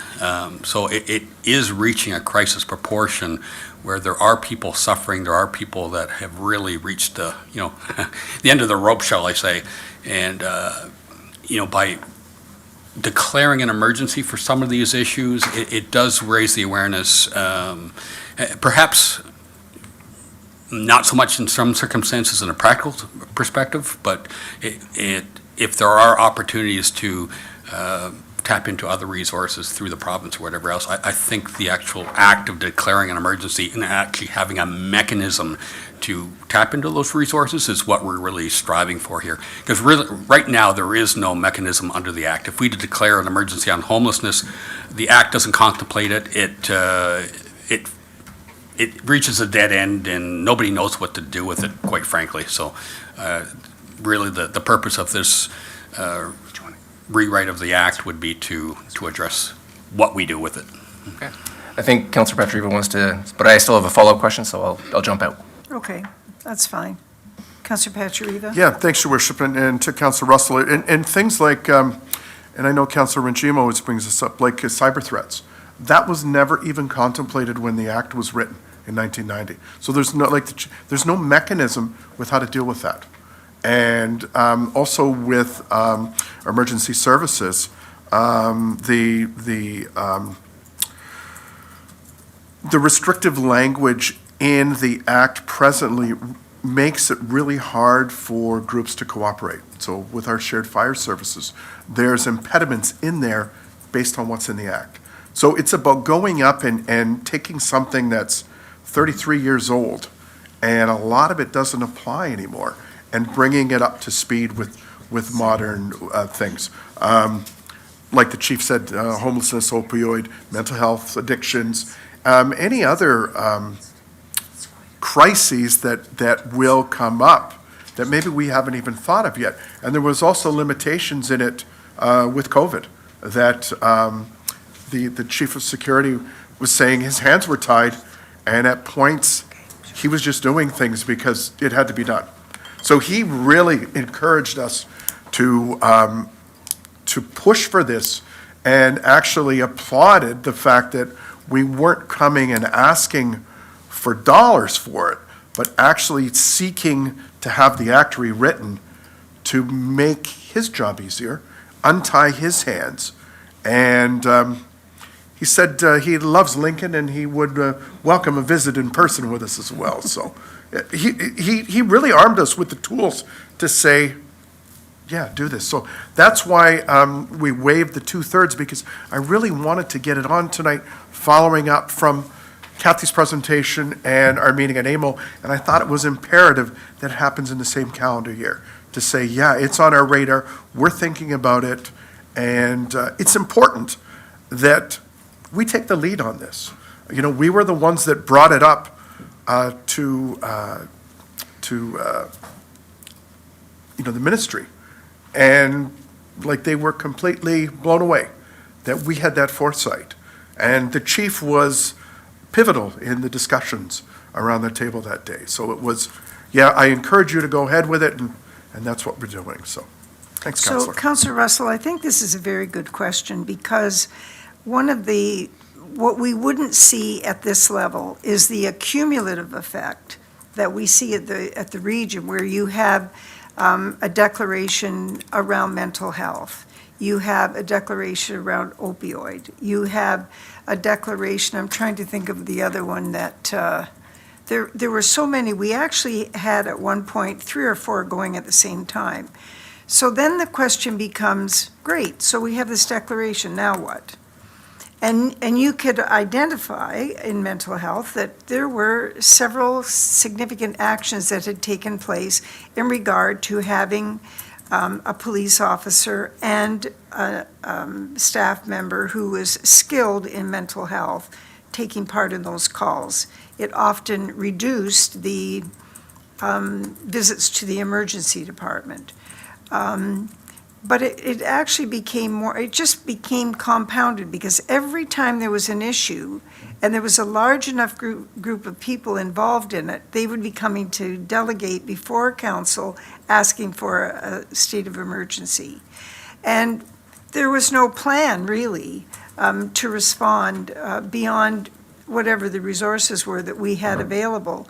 And so we began to see this significant misfit between declaring an emergency, having a plan, and having the resources.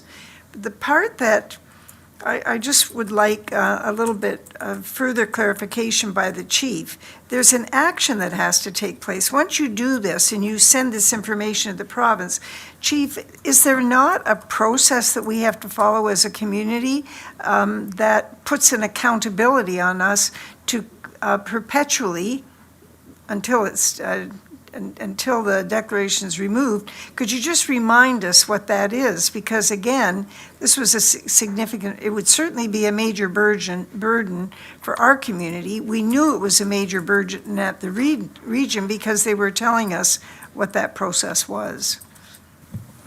Yes, through you, Madam Mayor. Yes, the way the regulations are structured, once we declare an emergency, there is a procedure. We have to report that to the province, to the Emergency Management Ontario, their Provincial Emergency Operations Center. There are reporting requirements.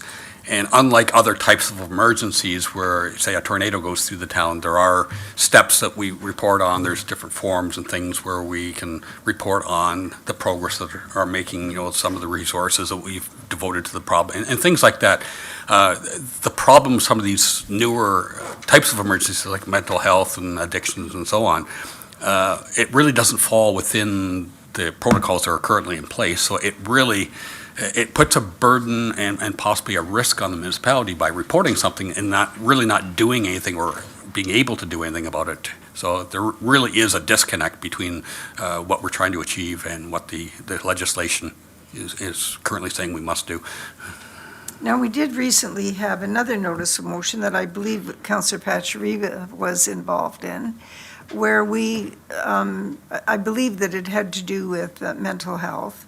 But in it, if I recall, we actually identified certain steps that we were taking, basically saying, these are the resources that we have, this is how we can approach this and try and relieve the situation. Mr. CAO, I don't know what your comment would be on that, or whether we've actually been in a situation where we've had to take any action, but we were sending a message that we weren't just declaring an emergency, we were declaring an emergency with an action plan. Through you, Madam Mayor, or to you. So maybe a few questions. We did recently have a motion that we brought forward, or a declaration or support of an emergency, and some of the issues around gender-based violence. But when you look at emergencies now and Section 1 of the Act, it does allow for some of these other emergencies. I think what is missing in there is we don't have the tools to fight those emergencies, because the Act is still, I think, antiquated in a lot of ways in terms of providing us the tools. So while it says specifically a situation or impending situation that constitutes a danger and a few other things, or serious harm to persons, and this could be a disease or other health risk, what it doesn't do is then give us tools by which we can use to combat some of those. So I think what this motion does, or at least the request to have more of a consultative process, is allow us to start collectively as a province looking at the various types of emergencies, which the Act already allows for in some ways, but how do we actually start combating them? So it's great to say let's have an emergency, and I think this council has been steadfast in its comments around emergencies, but how are we actually going to fight it, and where does that ability to fight these emergencies or combat them lie? And I think right now the Act doesn't allow for that particular piece of it. Thank you very much. Councillor Russell? All set? I have one more question. Go ahead. You have to put it. Oh, I'm sorry. Gosh.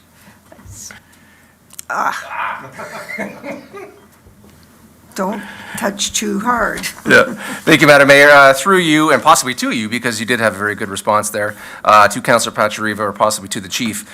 So obviously, we have a lot of social ills that we are seeing both in Ontario, in Niagara, and across the world right now.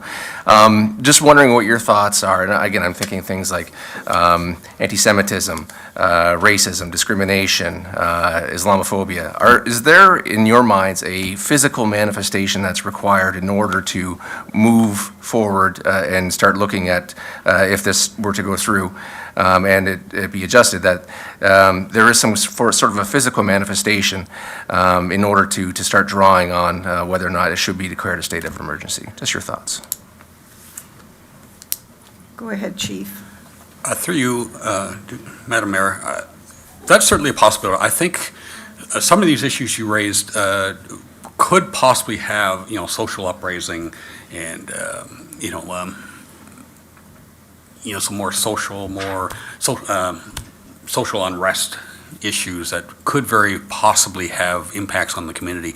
I look at, some of the protests and things like that have gone on. There's damage to places of worship and things like that. There's demonstrations that have been occurring elsewhere in the community. Fortunately, we haven't seen that to any great extent here, but it certainly could happen. And, really that does have a draw on emergency services and other departments, both locally and regionally. And, if something like that were to happen, then, certainly a declared emergency would be appropriate. I should also say, like some of the bigger communities in Ontario, I know Vaughan, for instance, has had some issues with, they do have an area of Vaughan that, is very big Jewish community, and they have police on standby. They have activated their emergency operations center and things like that to be prepared for anything that could happen, and that's part of the whole emergency management piece as well. It's not only responding to things, but being prepared for things that could occur in the community and trying to mitigate the effects of that. So, I guess that's a long-winded way of saying, yes, I think this would help with things like that, and it certainly would be appropriate. So so it sounded like that there would be the requirement of some physical manifestation. That's kind of where I was going. I lose it when it's a little bit too broad and it's just looking at social things that are out there, not necessarily specifics of things that are happening in the community, in the region, that need to be addressed. And again, it sounds like there would be some sort of requirement of some immediate threat to the residents, or again, to the Vaughan example. So again, that gives me a little bit more comfort level. So thank you. Thank you, Sure, Chief. and I think that's a good position to take, because we know these circumstances exist, and they're not shrinking, they're getting bigger. So being able to put a few boxes around things helps in terms of moving forward, but not too fast or in a broader way. Councillor Patriva, are you ready to read your motion? Go ahead. I have a motion moved by Councillor Patriva, seconded by myself, and Councillor would read his motion. Thanks, Your Worship. Whereas the Emergency Management and Civil Protection Act 1990 and its regulations were established to provide a framework for managing emergencies and civil protection in Ontario, and has remained largely unchanged for nearly 20 years. And whereas municipalities across the province of Ontario are encountering a range of emerging situations that are diverse and increasingly complex that were not adequately envisioned when the Act was drafted. And whereas the evolving nature of emergencies, including but not limited to pandemics, cyber threats, climate-related events, mental health crises, and homelessness, requires a modernized and comprehensive legislative framework to empower municipalities to effectively respond and protect their communities. Whereas the ability for municipalities to share emergency management resources and services, for example, 2 or more municipalities sharing a community emergency management coordinator, is effectively impeded by restrictive language in the Act and regulations, which leads to inefficiencies, duplication of efforts, and impediments to the ability of municipalities to maintain robust emergency management programs in their respective communities. And whereas the evolving nature of emergencies and crises requires an updated and comprehensive approach to ensure the Act effectively addresses modern challenges and addresses gaps in the current legislation. And whereas a thorough review and overhaul of the Act and its regulations will enhance the capacity of municipalities to prevent, mitigate, prepare, respond, and recover from various unforeseen and emergent circumstances. And therefore be it resolved that the Town of Lincoln Council urges the Province of Ontario to engage in a consultative process with municipalities, emergency management professionals, and relevant stakeholders to gather input and insights for the development of updated legislation that reflects the current needs and realities of local communities, and further resolve that the Town of Lincoln Council and its staff will actively collaborate with the Province of Ontario during the review process, providing necessary information, feedback, and expertise to contribute to the development of a robust and effective emergency management framework, and further resolve that the Town of Lincoln Council request the provincial government to undertake a comprehensive review and overhaul of the Emergency Management and Civil Protection Act 1990 and its regulations to better align with the current and future needs of municipalities in addressing emergent and evolving situations. And further resolve that this resolution be communicated to provincial government, emphasizing the urgency and importance of this undertaking in safeguarding the well-being and safety of our communities. And the Town of Lincoln Council encourages other municipalities to adopt similar resolutions in support of this critical initiative.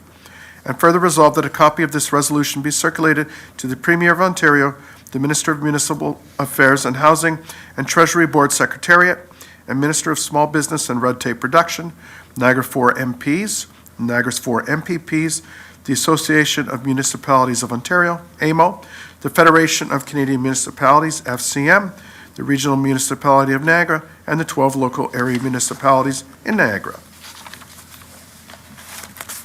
Thank you very much, Councillor, and thank you to all staff who had a hand in the development of the motion. Madam Clerk, would you please open the vote?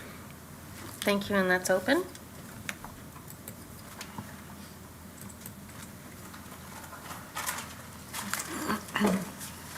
I'll close that vote, and that carries unanimously. Thank you. Thank you very much, Madam Clerk. That motion is carried, and we move on now to item number 15, reports of municipal officers. We're now considering item 15.1, 2024 fees and charges, report FN 17-23. Do members have any questions?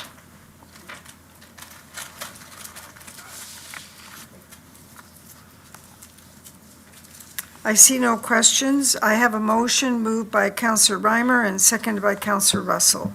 Receive and file report FN-17-23 regarding 2024 fees and charges, and approve the proposed 2024 fees and charges increase or decrease as outlined in Appendix A, and adopt the revised fees and charges bylaw in Appendix B to come into effect on February 1, 2024, and repeal bylaw 2023-01. Madam Clerk, would you please open the vote? Thank you, and the vote is now open.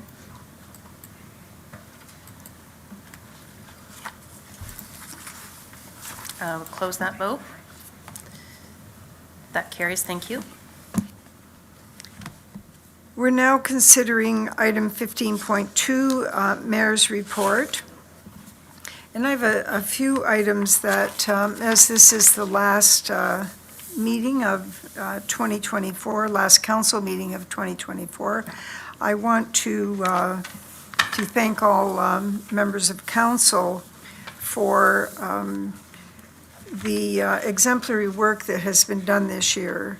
I believe that the two motions that we had come forward this evening were just two examples of our taking hold of difficult situations and putting forward recommendations that others could also follow. I want to thank all the committee chairs and the vice chairs. There has been significant progress made in each of your portfolios. I want to thank staff for the support that they've supplied the statutory committees. I think in particular, we really do keep clerks busy with the support that they provide and the work that they provide to ensure that that everything is documented appropriately. And of course, the advisory committees, some require support, some do not, but they all have members of the public sitting on those committees, and so the work of the volunteers is very, very important. And we should also look at those involvements as another means of hearing about, hearing opinions, and really it's another feed into the community in terms of what is important. There's been a number of major capital works completed in 2023, and I'm not going to list them all because they are well documented on our website and also on Speak Up Lincoln. There's quite a bit of detail there. But in particular, I must repeat my comments on the excellent work that was in Jordan Village, partly because of the overall capital work that was expended, as well as the really excellent planning and engineering that went on. It was a near flawless example of project management, and I really want to thank the Lincoln team and the contractor for working so well on both sides. Ashby Park, it's amazing how we finally got to the point where both Ashby and Prokich Park were completed after all of these years. And, you know, because of good planning on the part of staff and seeking government grants, the rubberized a feature that was added to all the parks just makes it so much more comfortable for children. So our parks certainly had a number of improvements. I think it's fair to say that our new foray into indigenous relations is one that is moving steadily. We're learning a great deal every time we're involved in a project, and developing some good, strong relationships as well. I think almost all of the council attended the business walks, and for sure, we've had businesses close, but we've also had businesses growing. And today I had the opportunity, actually, Councillor Timmers and I went for breakfast. It wasn't planned, but we just ended up at the new Penny's restaurant in Vineland. And so again, here we see one business closed on that location and a new one opened, and it's pretty fine, but it's not just for breakfast, it's breakfast, lunch, and dinner. So that's a great addition. I encourage everybody to go there.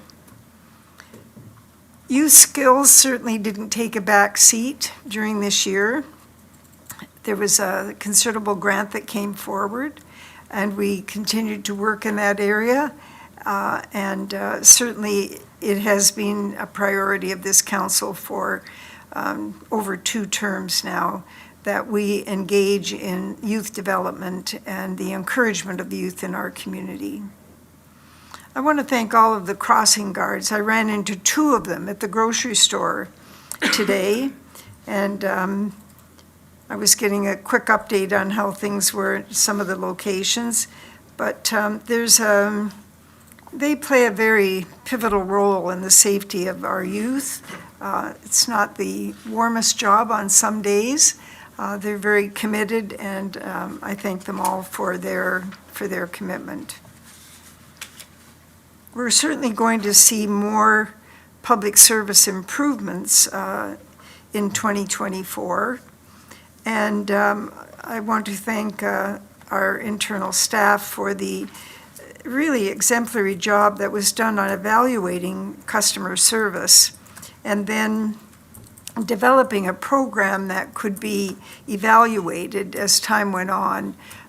We'll certainly see this, and there is one piece that was added into the budget, but covered off with with non-levy dollars to support it in the finance department, that I think is going to be, it was certainly being called out for in terms of necessity, and so we'll start to see that in 2024. Councillors, you will remember, and I'll just remind the public, that they can go onto the website and have a look at Canada's most livable cities, where the town of Lincoln was ranked 48 out of 100. 48 out of 100 municipalities in Canada. Really quite remarkable. And certainly there are times when you should pat yourselves on the back, and we do that as a whole community. And this starts with people getting involved on committees, taking part in events in the community, but it also transfers out into communication that you have with people when you run into them. And they're saying to you without any hesitation, I never ask questions of people, how do you like this or that, because they will tell you whether they like it or not, all on their own. They don't have to be urged. And I certainly have been hearing some pretty nice comments about some of the work that is being done, about the programs that are being offered in the community. And when you look at this document, and it speaks to so many demographics, it is really something that we should take note of, read it often, make sure we're staying on track, and thank our lucky stars that we have the capacity to perform at this level. I also want to thank Kathy McGrath for her work, because disaster planning and initiatives around community safety they've been rising up to the surface for a long time now.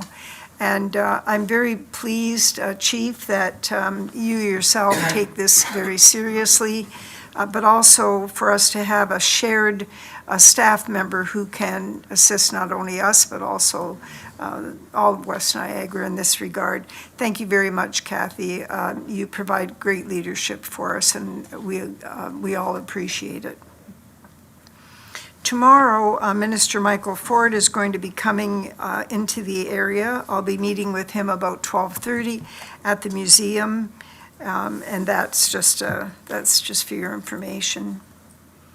I also want to provide a bit of an update, although there's no action to be taken on this, but I'll remind Council that a few weeks ago, you were offered an opportunity to meet with the CAO and myself on the matters of the governance review. And there were councillors that took us up on this. And so I just want to advise that we were notified that we could sign up for, if we wish to be a delegation. And we were also advised of the deadline, et cetera, and so we did that, as have the other two mayors in West Niagara. We haven't heard for sure whether we're going to be accepted or not. Members of the public were also at the same time advised that they could be delegates, they could sign up to be a delegate, but to my knowledge, no one has been advised that they have been accepted as a delegate. The day of the delegations will be January 10th. If we delegate, we'll be delegating to the province's Standing Committee on Heritage, Infrastructure, and Cultural Policy, and the meetings are going to be in St. Catharines. So we'll see what happens. Yesterday, the CAO and myself, with the other two CAOs and the mayors, met to discuss two things. If we were called upon to delegate, would we all delegate, or would we join together and delegate as West Niagara communities? Before we left the meeting, we decided that if any of us were fortunate enough to be asked to delegate, that we would definitely immediately arrange for all of us to delegate together. We felt that that was the right thing to do. And so that's where we stand right now. I don't have anything more specific to report to you. Things are changing quite quickly. Since Minister Calandra was named in his new role, and so we just have to kind of go with what's happening day to day. That's about that's about all I can say. So when if we hear anything further, then we'll have another discussion. But that's really all that I have to report at this time. I have one final thing, Council and members of the public, that I would like to share with you.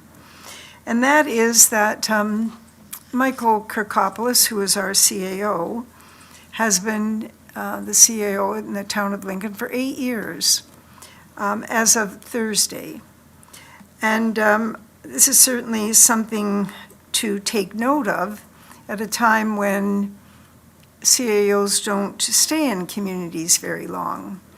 Mr. Kirkopoulos has demonstrated tremendous hard work in his leadership of the community. He is very loyal. He is very constant in his support of council.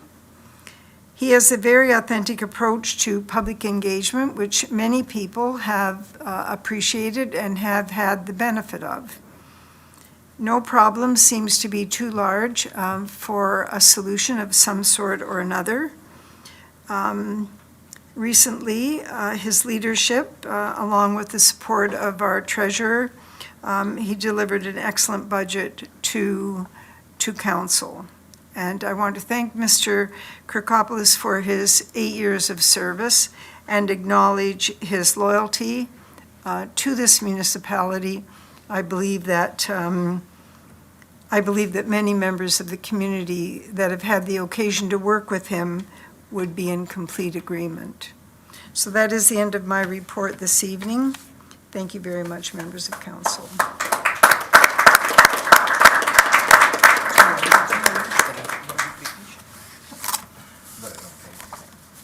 All right, let's move on then. I have a motion moved by Councillor Pachariva, seconded by Councillor Njima, that council receive and file as information the following mayor's report. Madam Clerk, would you please open the vote? Thank you, and that's open. Come on. And I will close that vote. And that carries, thank you.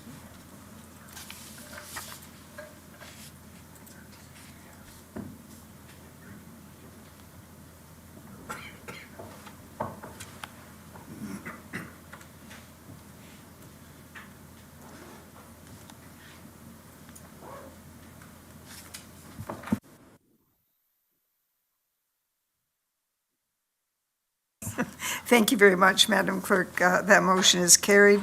We're moving on to item 16 now, motion to consider confidential matters.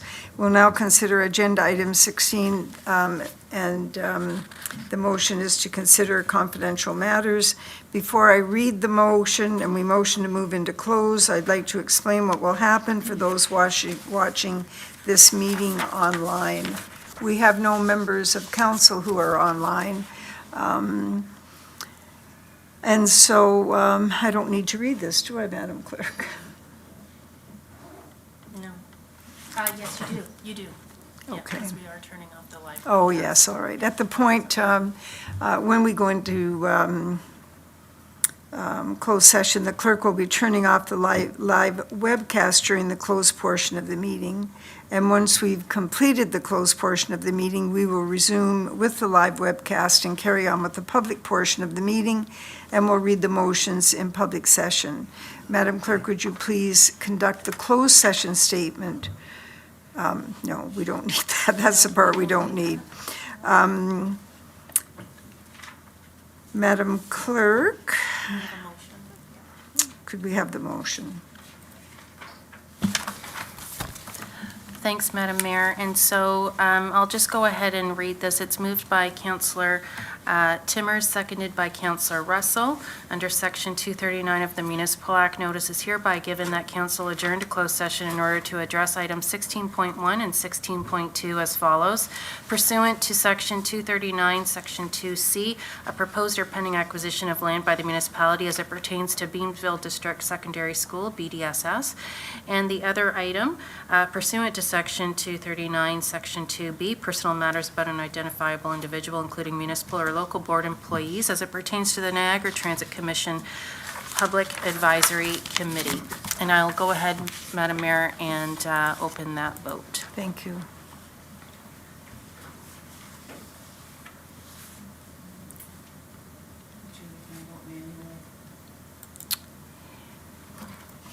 Are you staying for this? No. Then you don't need to. I'll mark you. Absent, yeah.